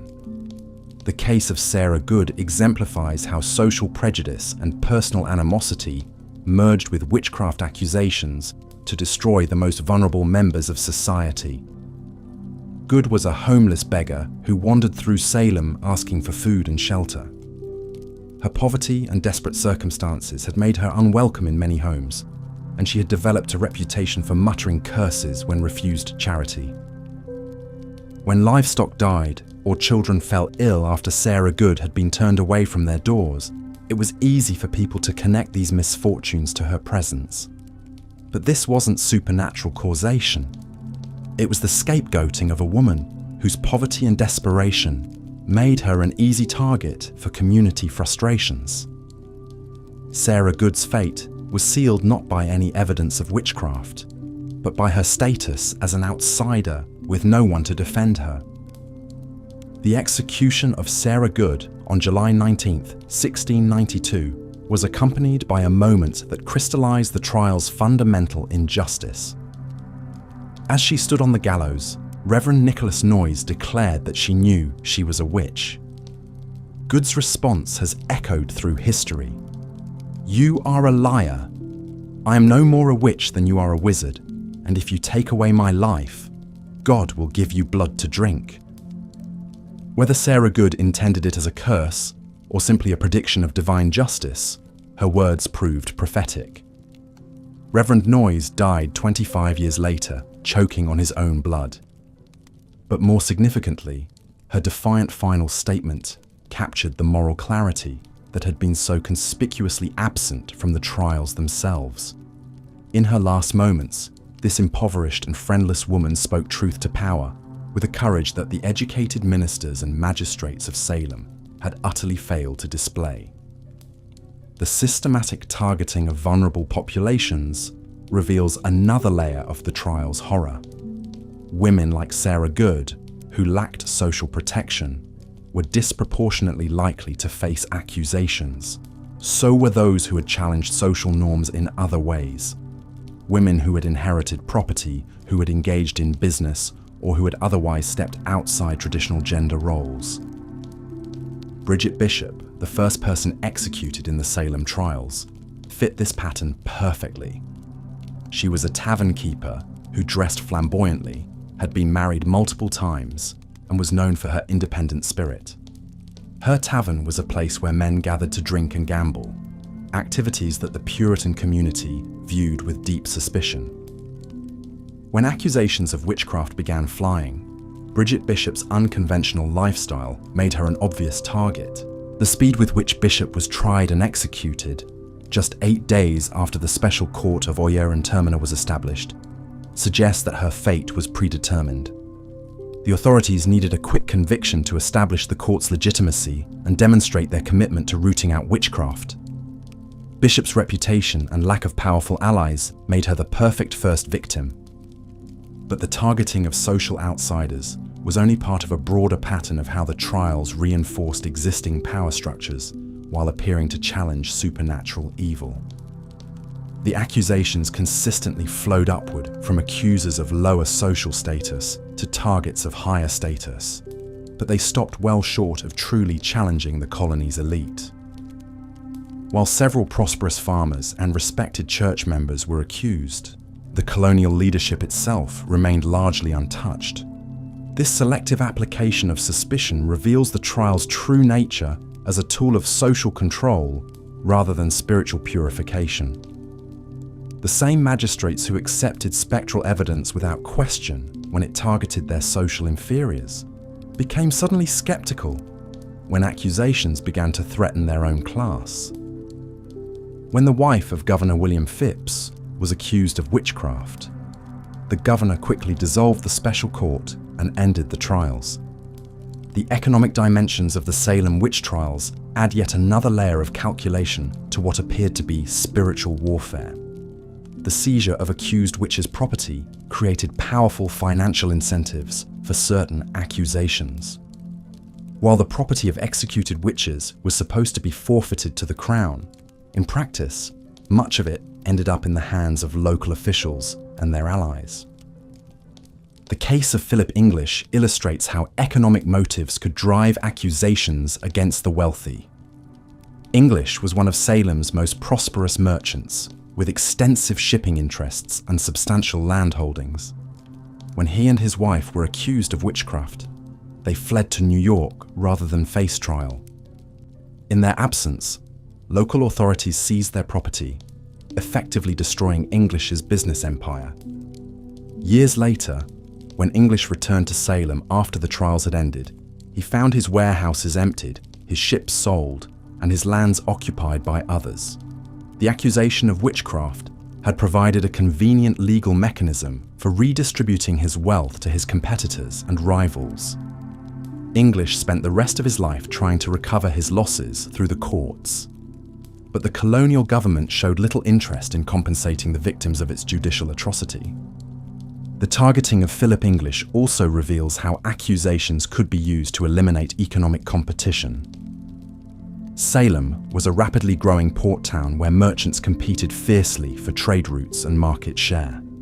The witch trials provided an opportunity for unscrupulous competitors to eliminate rivals by questioning their spiritual allegiance rather than competing fairly in the marketplace. This economic warfare through witchcraft accusations was particularly devastating because it was nearly impossible to defend against. How could someone prove they hadn't made a pact with the devil?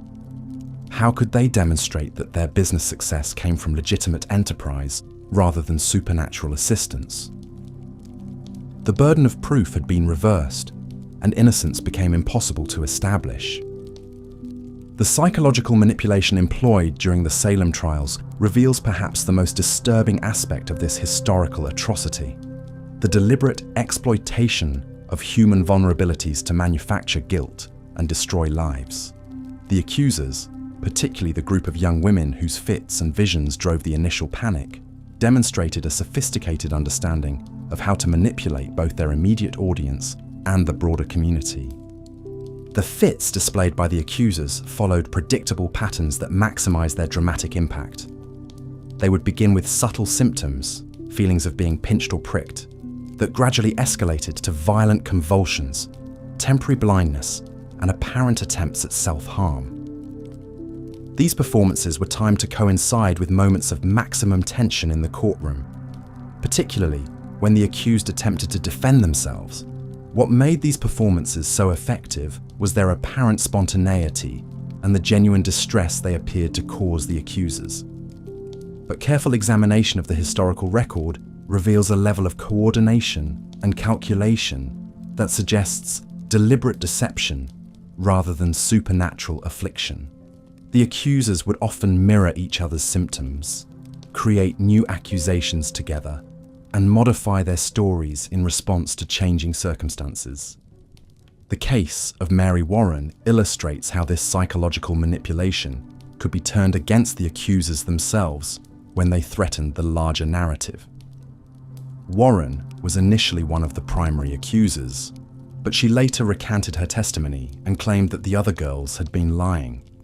When she attempted to tell the truth, she found herself accused of witchcraft by her former allies. Under intense pressure and facing the possibility of execution, Warren was forced to recant her recantation and return to her role as an accuser. But her brief moment of honesty revealed the manufactured nature of the entire enterprise. The fact that the accusers could turn their supernatural afflictions on and off depending on political necessity exposed the fraudulent foundation of the entire proceedings. The psychological pressure applied to the accused was equally calculated and devastating. The interrogation techniques used by the magistrates were designed to break down resistance and force confessions, regardless of guilt or innocence. Accused witches were subjected to hours of relentless questioning, often while physically restrained and deprived of food and sleep. The questions themselves were crafted to create logical traps from which there was no escape. If someone denied being a witch, they were accused of lying and obstinacy. If they confessed, they were required to name accomplices, spreading the web of accusations ever wider. If they remained silent, their silence was taken as evidence of guilt. The interrogation process was designed to produce the desired outcome regardless of the truth. The case of Tituba, the enslaved woman whose initial confession helped launch the Salem Witch Trials, demonstrates how this psychological manipulation could be used to extract detailed false confessions. Under intense pressure and probably physical abuse, Tituba provided elaborate descriptions of her alleged dealings with the devil, complete with details about other witches in the community and their supernatural activities. But Tituba's confession, while it may have saved her life temporarily, also provided the template for all subsequent accusations.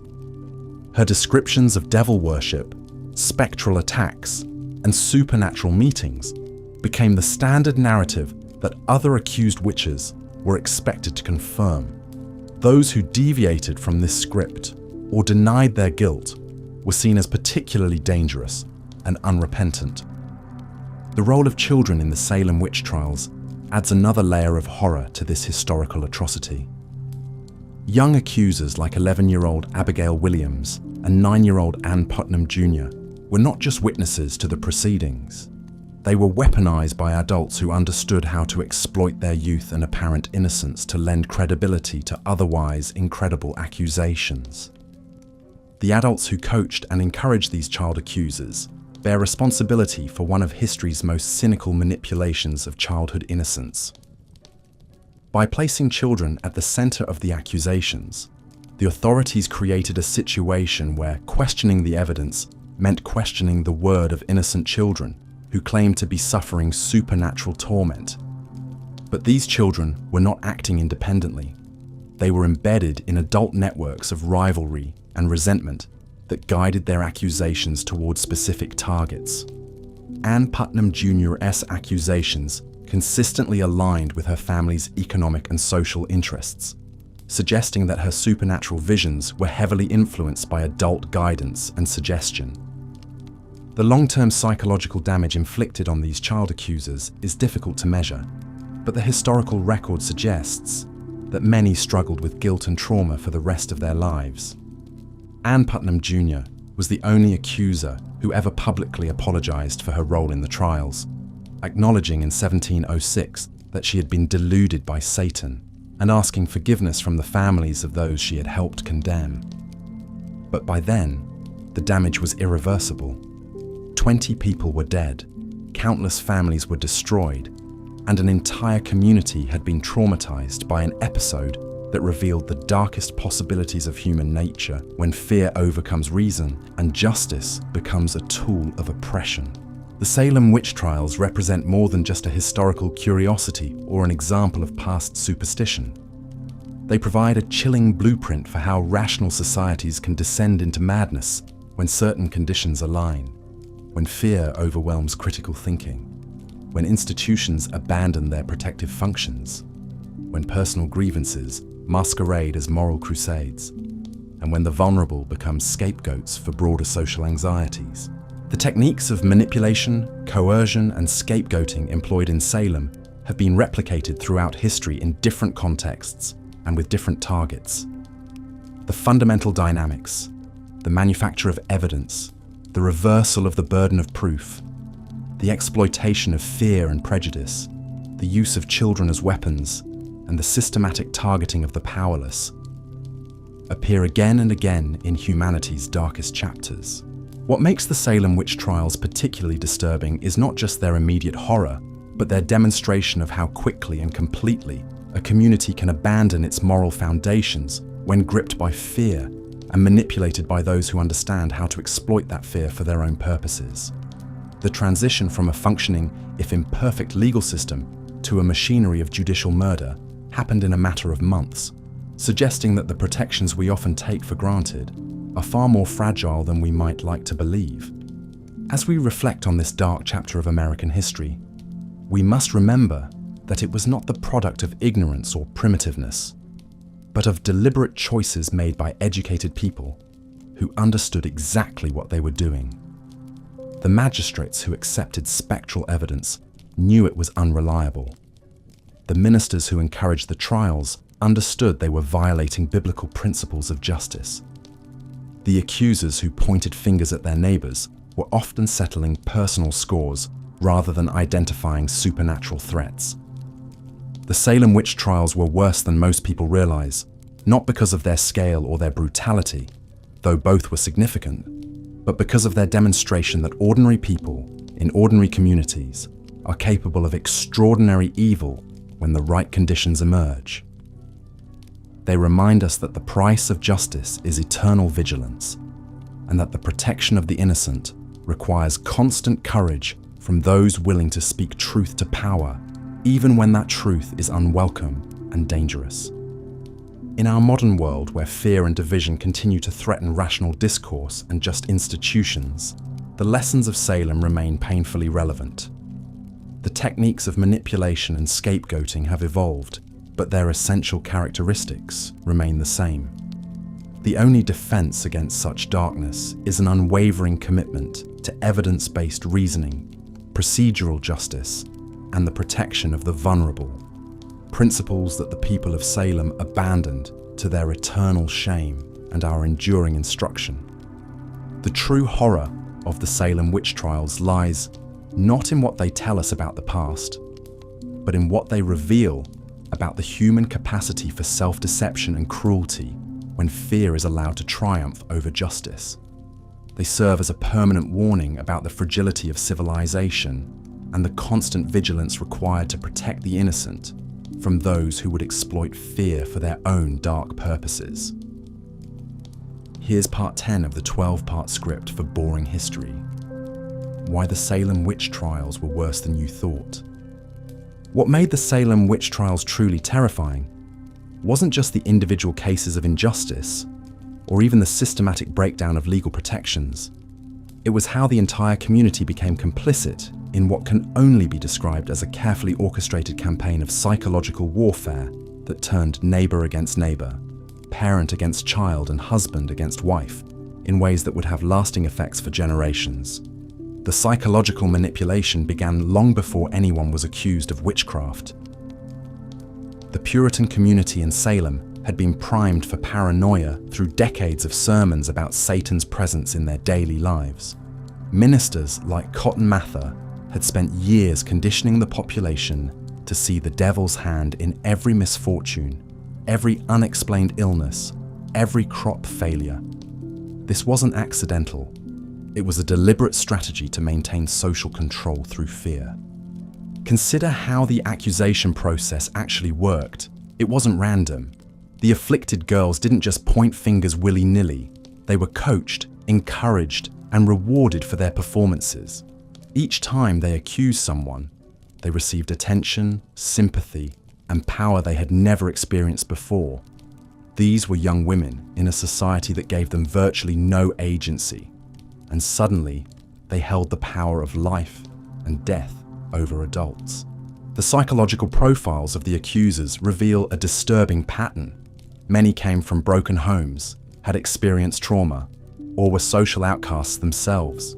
Mercy Lewis had watched her parents die in an Indian raid. Abigail Williams was an orphan living with her uncle. These weren't malicious masterminds. They were damaged children who had been weaponized by adults with their own agendas. But the most chilling aspect was how the community eagerly participated in the destruction of their neighbors. This wasn't a case of a few bad actors manipulating an innocent population. The Salem Witch Trials succeeded because the community wanted them to succeed. People had grievances, resentments, and jealousies that had been festering for years, and the witch trials provided the perfect opportunity to settle scores while appearing righteous. Take the case of Martha Corey, one of the most devastating examples of how the trials tore families apart. Martha was a church member, known for her piety and good works, but she made one fatal mistake. She expressed skepticism about the witch trials. When her own husband, Giles Corey, was pressed for information about her behavior, he provided testimony that would lead to her execution. Later, when Giles himself was accused, he realized the horror of what he had done, but it was too late. The economic motivations were equally sinister. When someone was accused of witchcraft, their property was often seized. Families could lose everything overnight. This created a perverse incentive structure where accusation became a form of economic warfare. Thomas Putnam, whose daughter was one of the primary accusers, had land disputes with numerous people who were later accused of witchcraft. Coincidence? Hardly. The trials also served as a tool of social engineering. The majority of those accused were women, particularly women who didn't conform to Puritan expectations. Widows who inherited property, women who spoke out in church, midwives who had knowledge of herbs and healing, women who were too independent or too outspoken. The witch trials were, in many ways, a systematic campaign to eliminate women who threatened the patriarchal order. But perhaps the most disturbing aspect was how the trials created a culture of betrayal. The legal system was designed to reward those who confessed and accused others. This created a pyramid scheme of accusation, where survival depended on implicating more people. The more names you gave, the better your chances of avoiding execution. This incentive structure turned the entire community into a network of informants and betrayers.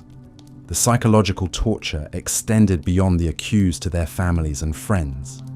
Imagine being the child of someone accused of witchcraft. You faced an impossible choice: defend your parent and risk being accused yourself, or distance yourself and live with the guilt forever. Many families were torn apart by these impossible decisions. Children testified against parents, siblings turned on each other, and spouses abandoned their partners to save themselves.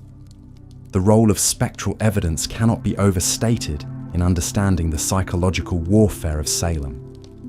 This was evidence based on dreams, visions, and supernatural claims that were impossible to disprove. How do you defend yourself against someone who claims your spirit visited them in their sleep and tormented them? This type of evidence created a Kafkaesque nightmare where innocence became impossible to prove. The afflicted girls' performances were carefully choreographed psychological theatre designed to create maximum emotional impact. They would scream, convulse, and claim to be tortured by invisible forces whenever the accused entered the courtroom. These performances were so convincing that even skeptical observers found themselves swayed. The girls had learned to manipulate the deepest fears and superstitions of their community with surgical precision. The witch trials also exploited existing social tensions and anxieties. Salem was a community under stress. They had recently experienced devastating Indian raids, political upheaval, and economic uncertainty. The witch trials provided a scapegoat for all these problems.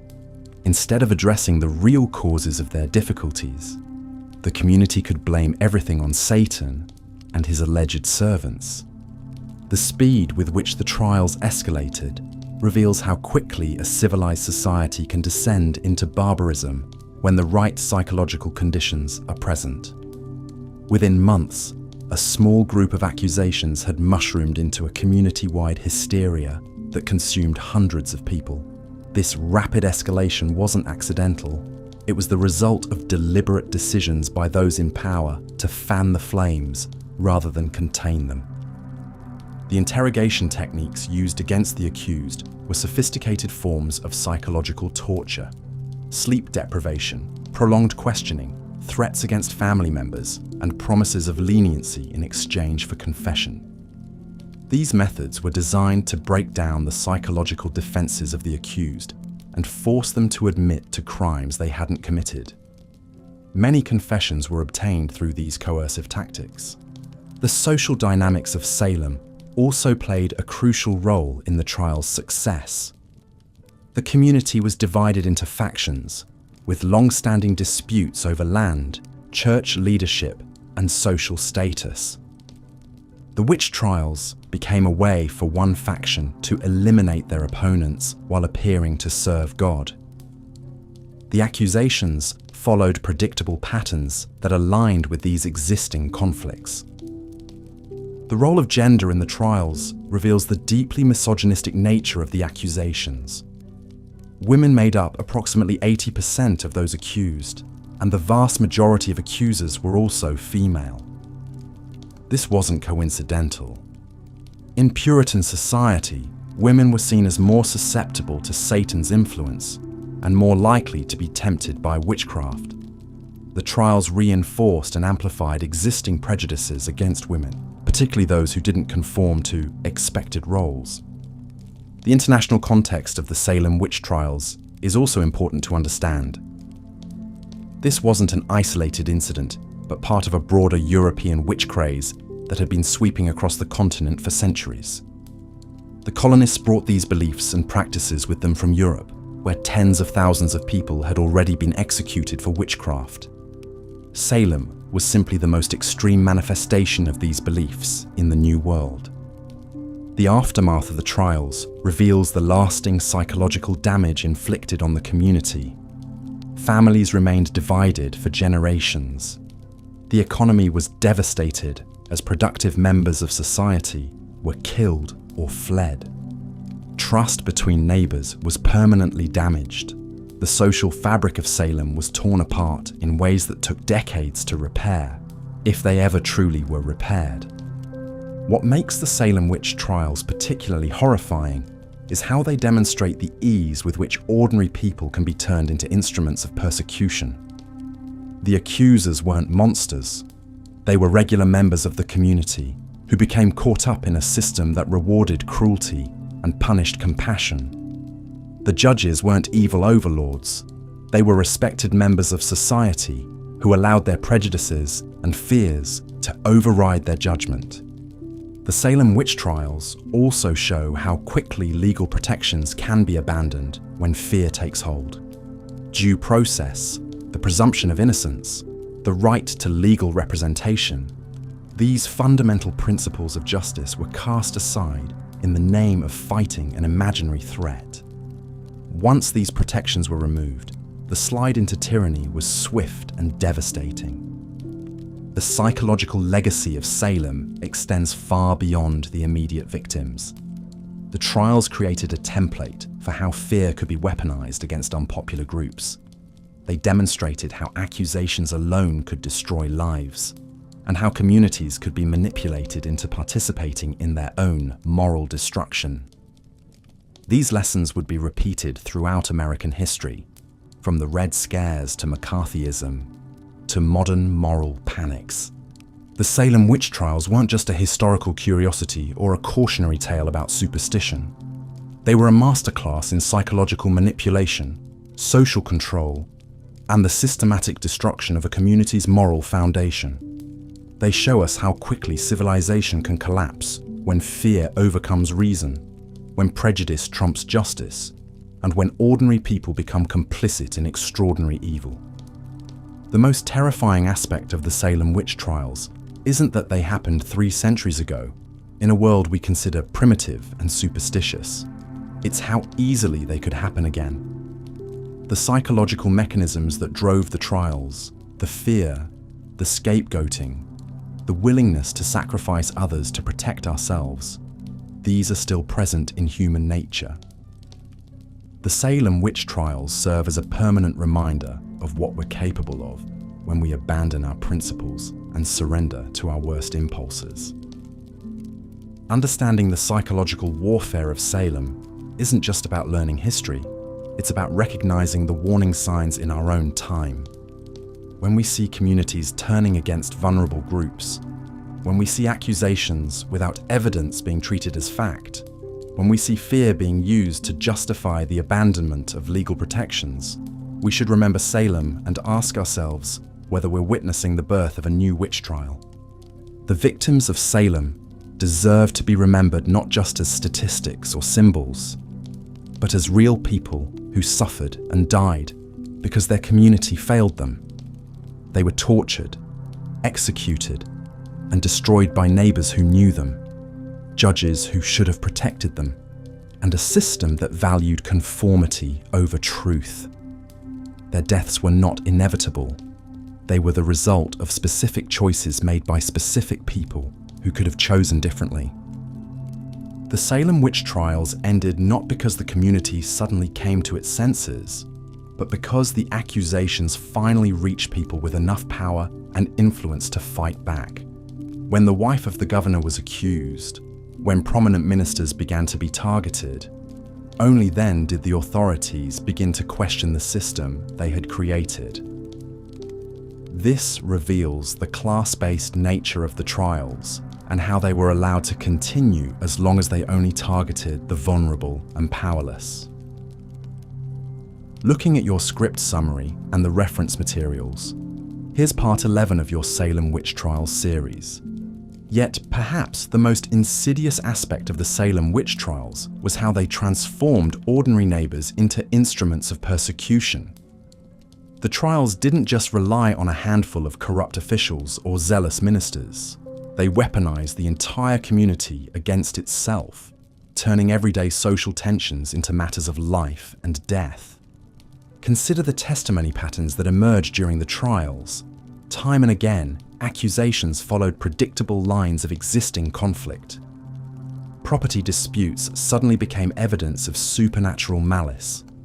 Economic rivalries transformed into proof of diabolic compacts. A failed business deal could become testimony that your competitor had cursed your endeavors through witchcraft. The case of Rebecca Nurse illustrates this dynamic perfectly. At 71 years old, Nurse was one of the most respected members of Salem Village. She was known for her piety, her charitable works, and her gentle nature. When she was accused of witchcraft, 39 of her neighbors signed a petition defending her character. Yet even this overwhelming support couldn't save her from the machinery of accusation once it was set in motion. The accusation against Nurse stemmed from a land dispute between her family and the Putnams, one of the most powerful families in Salem Village. For years, the two families had been locked in legal battles over property boundaries and inheritance rights. When the witch trials began, Ann Putnam Jr., the 12-year-old daughter of Thomas Putnam, claimed that Nurses Spectre had tortured her. Suddenly, a mundane property dispute had become a supernatural battle between good and evil. What made this transformation so devastating was how it inverted normal social relationships.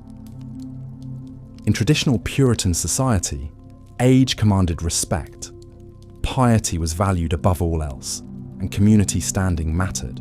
But the witch trials created a new hierarchy where the youngest and most marginal members of society, teenage girls and servants, could wield power over their social superiors simply by claiming supernatural affliction. This inversion wasn't accidental. It reflected deep tensions within Puritan society about authority, gender, and social order. Young women, typically the most powerless members of the community, suddenly found themselves at the center of attention. Their words could determine life and death. Their accusations could topple the most established families. For perhaps the first time in their lives, they possessed real power, and some clearly relished wielding it. The afflicted girls quickly learned to perform their role with increasing sophistication. They developed a repertoire of symptoms that could be deployed on command, falling into fits at precisely the right moments, crying out against specific individuals when tensions reached their peak, even claiming to see invisible specters that only they could perceive. Their performances became more elaborate and coordinated over time, suggesting a level of conscious manipulation that went far beyond genuine religious hysteria. But the girls weren't operating in a vacuum. They were supported and encouraged by adults who had their own reasons for wanting certain individuals accused. Ministers like Samuel Parris used the trials to consolidate his authority and eliminate his critics. Wealthy families like the Putnams used accusations to settle old scores and acquire property. Even ordinary citizens found that supporting the trials could provide protection from suspicion while offering opportunities to advance their own interests. This created a feedback loop of escalating accusations. As more people were arrested, the pressure mounted on the accused to confess and name accomplices. Those who maintained their innocence faced almost certain death, while those who confessed and implicated others could often save their lives. The system incentivized false confessions and created an ever-expanding web of alleged conspirators. The confession of Tituba, Reverend Parris's slave from Barbados, established this dangerous precedent early in the trials. Facing certain execution if she maintained her innocence, Tituba instead provided exactly what her interrogators wanted to hear: a detailed account of witches' meetings, demonic animals, and supernatural plots against Salem. Her confession not only saved her life, but provided the template that other accused witches would follow. Yet even confession offered no guarantee of safety. The trials had taken on a momentum of their own, driven by fear, greed, and the intoxicating power of accusation. As the circle of suspicion widened, it began to encompass individuals who had previously considered themselves untouchable. When the wife of Governor William Phips was accused of witchcraft, the governor finally recognized that the trials had spiraled completely out of control. The Salem Witch Trials reveal how quickly a community can descend into collective madness when fear overrides reason and when institutions abandon their responsibility to protect the innocent. They show us how ordinary people can become complicit in extraordinary evil, not through sudden moral collapse, but through a series of small compromises and rationalizations that gradually erode the foundations of justice and humanity. Most chillingly, they demonstrate how persecution can become self-sustaining, creating its own justification and momentum. Once the trials began, questioning them became dangerous. Defending the accused invited suspicion. The only safe position was enthusiastic support for the proceedings, which in turn legitimized and accelerated the persecution. The true horror of Salem wasn't just that innocent people died, but that an entire community convinced itself that this slaughter was not only justified, but necessary. They transformed murder into righteousness, paranoia into piety, and mob violence into divine justice. In doing so, they created a template for persecution that would echo through history, from the witch hunts of early modern Europe to the ideological purges of the 20th century. The legacy of Salem reminds us that the capacity for such collective delusion lies dormant in every society, waiting for the right combination of fear, authority, and opportunity to awaken it. The trials ended not because people suddenly came to their senses, but because the machinery of persecution finally consumed someone too powerful to ignore. It was politics, not principle, that brought the madness to a halt. This is perhaps the most sobering lesson of Salem, that without constant vigilance and institutional safeguards, any community can slide into the abyss of persecution. The witch trials weren't an aberration, but a revelation, a glimpse into the darkness that lurks beneath the surface of civilized society, waiting for the right moment to emerge and consume the innocent. Looking at the script content you've provided and the reference files, I'll continue with part 12 of Boring History. Why the Salem witch trials were worse than you thought, in the established tone and style. The reverberations of the Salem witch trials extend far beyond the boundaries of 17th century Massachusetts, serving as a chilling reminder of humanity's capacity for collective madness and the terrifying ease with which rational thought can be abandoned in favor of fear-driven hysteria. The events of 1692 and 1693 represent more than just a historical footnote about superstition and injustice. They constitute a blueprint for understanding how civilized societies can rapidly descend into chaos when fundamental principles of justice, evidence, and human dignity are cast aside. What makes Salem particularly disturbing is not merely the scale of the accusations or the tragic death toll, but the systematic nature of the breakdown. This wasn't random violence or spontaneous mob action. It was institutionalized persecution carried out through the very mechanisms designed to protect the innocent. The courts, the clergy, the community leaders, and even ordinary citizens all participated in a machine of destruction that fed on fear and grew stronger with each accusation. The trials revealed how quickly the presumption of innocence could be reversed, how easily the burden of proof could be shifted to the accused, and how readily a community could turn against its most vulnerable members. The psychological manipulation that characterized the Salem trials offers profound insights into the human condition and our susceptibility to mass hysteria. The accusers, many of them young women in a rigidly patriarchal society, discovered that their testimony held unprecedented power.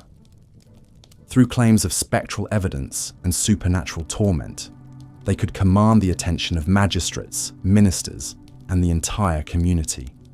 Their fits and convulsions became performances that determined life and death, creating a perverse theatre where the most dramatic accusations carried the greatest weight. This dynamic reveals how easily social hierarchies can be upended when fear overwhelms reason, and how those typically powerless can become instruments of destruction when given the authority to level accusations that cannot be disproven. The role of social and economic tensions in fueling the accusations cannot be overstated. Salem Village was a community riven by disputes over land ownership, ministerial authority, and economic opportunities.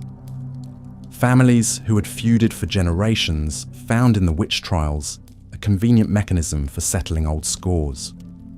Property disputes that had simmered for decades suddenly became matters of spiritual warfare, with accusations of witchcraft serving as weapons in conflicts that had nothing to do with supernatural evil. The pattern of accusations clearly reflected these underlying tensions, with many of the accused being individuals who had previously been involved in legal disputes, property disagreements, or social conflicts with their accusers or their families. Perhaps most troubling is how the trials exploited and reinforced existing prejudices against women, the elderly, the poor, and social outcasts. The majority of those accused were women, particularly those who didn't conform to Puritan ideals of feminine behavior. Widows who had inherited property, women who spoke out against authority, those who practiced folk healing, or simply individuals who had gained a reputation for being difficult or unconventional found themselves particularly vulnerable to accusations. The trials thus served as a mechanism for enforcing social conformity and punishing those who challenged established norms, using the ultimate sanction, death, to silence dissent and difference. The abandonment of established legal principles during the Salem trials demonstrates how quickly centuries of jurisprudential development can be swept away when fear takes hold. The acceptance of spectral evidence, testimony about dreams, visions, and supernatural encounters, represented a fundamental rejection of empirical standards of proof. Confessions extracted through psychological pressure, physical discomfort, and the promise of leniency were accepted as reliable evidence, despite their obvious unreliability. The normal protections afforded to the accused were systematically dismantled, creating a legal framework designed not to determine guilt or innocence, but to validate predetermined conclusions about supernatural evil. The community's participation in the trials reveals the disturbing power of collective action in amplifying individual prejudices and fears. Neighbors who might have harbored private doubts about their fellow citizens found themselves swept up in a communal effort to identify and eliminate supposed threats. The act of accusation became a form of social participation, a way of demonstrating one's own virtue and orthodoxy by identifying the evil in others. This dynamic created a snowball effect where each new accusation made subsequent accusations more likely. As the community became invested in validating its previous decisions and maintaining the narrative that had justified so much suffering, the economic incentives that drove the trials forward add another layer of cynicism to an already dark chapter. The property of the accused could be seized to pay for their imprisonment and trial costs, creating a perverse financial motivation for prolonging the proceedings. Accusers sometimes benefited directly from the destruction of their targets, inheriting property, or eliminating economic competition. The sheriff and other officials profited from the fees associated with arrests, imprisonments, and executions. This web of economic interests ensured that the trials continued even as doubts began to emerge about their legitimacy and effectiveness. The role of religious authority in legitimizing and perpetuating the trials demonstrates how spiritual leaders can become complicit in persecution when they allow theological certainty to override compassion and critical thinking. Ministers who should have been voices of reason and mercy instead provided biblical justification for the proceedings, interpreting the trials as part of a cosmic battle between good and evil. Their sermons and writings created a theological framework that made questioning the trials tantamount to siding with Satan himself. This religious sanction gave the trials a sacred character that made opposition seem not just foolish but blasphemous. The eventual collapse of the trials occurred not through any sudden outbreak of rationality or compassion, but through the gradual recognition that the accusations had gone too far and were threatening individuals too prominent to be safely destroyed. When the accusations began to reach the wives of ministers and the relatives of magistrates, the community suddenly discovered the importance of standards of evidence and due process.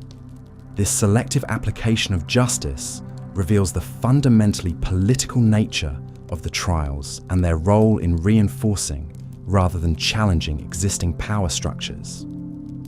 The aftermath of Salem was marked by a complex mixture of acknowledgement and denial that continues to characterize how societies deal with episodes of collective wrongdoing.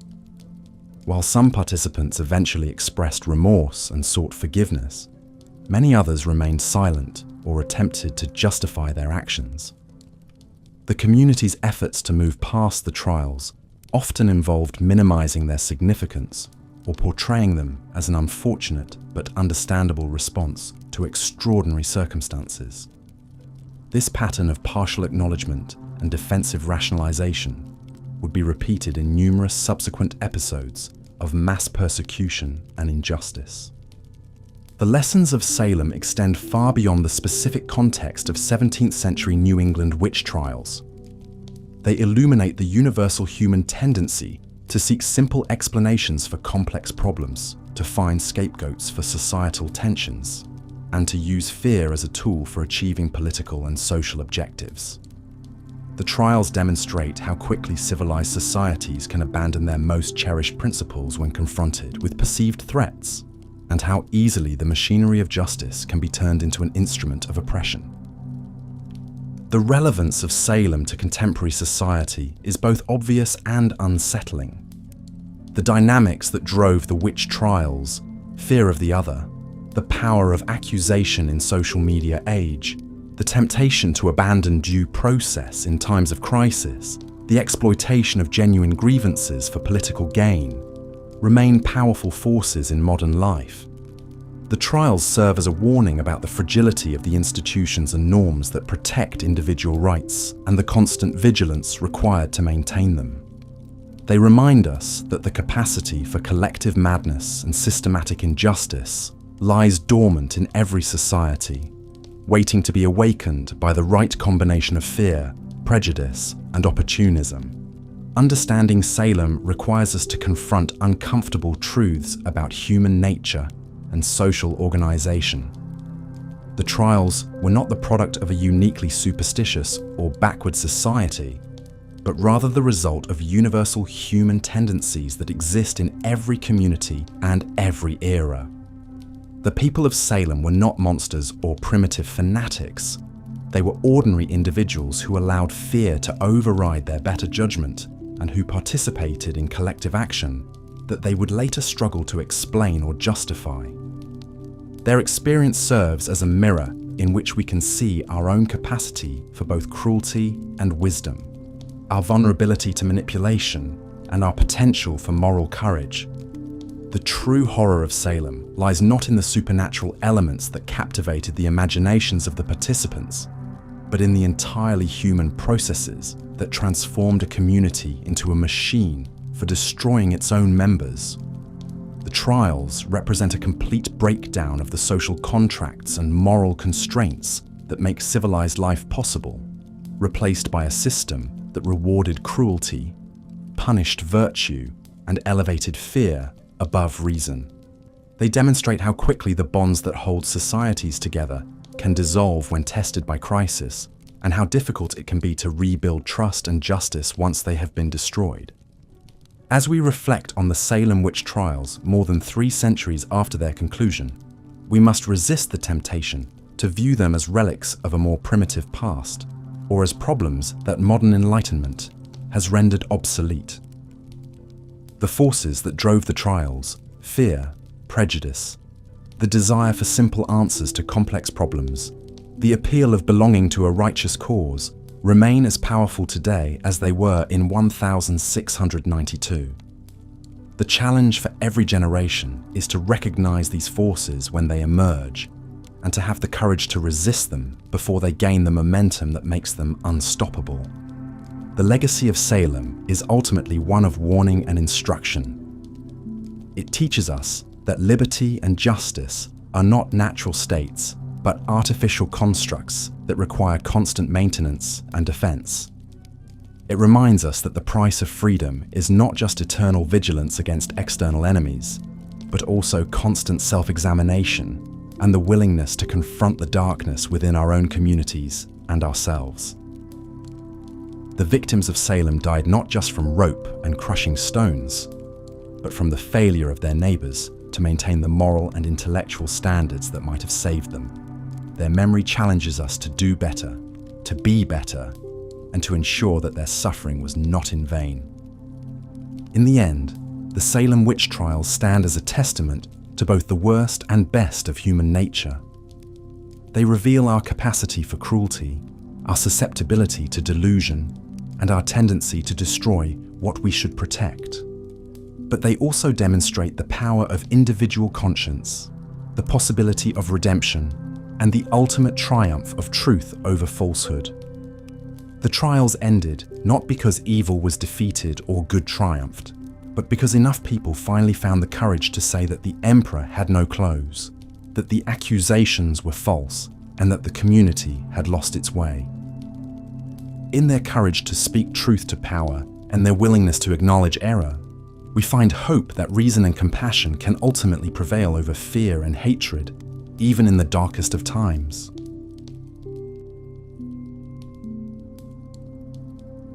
And now, the story ends. Thank you for joining me tonight on the Sleepy History channel. We've traversed the haunting legacy of the Salem Witch Trials, a time when fear eclipsed reason and innocence was lost beneath the weight of hysteria.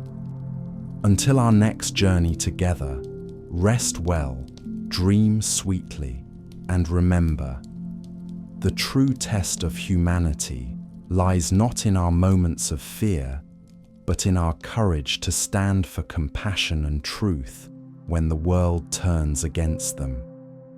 Good night.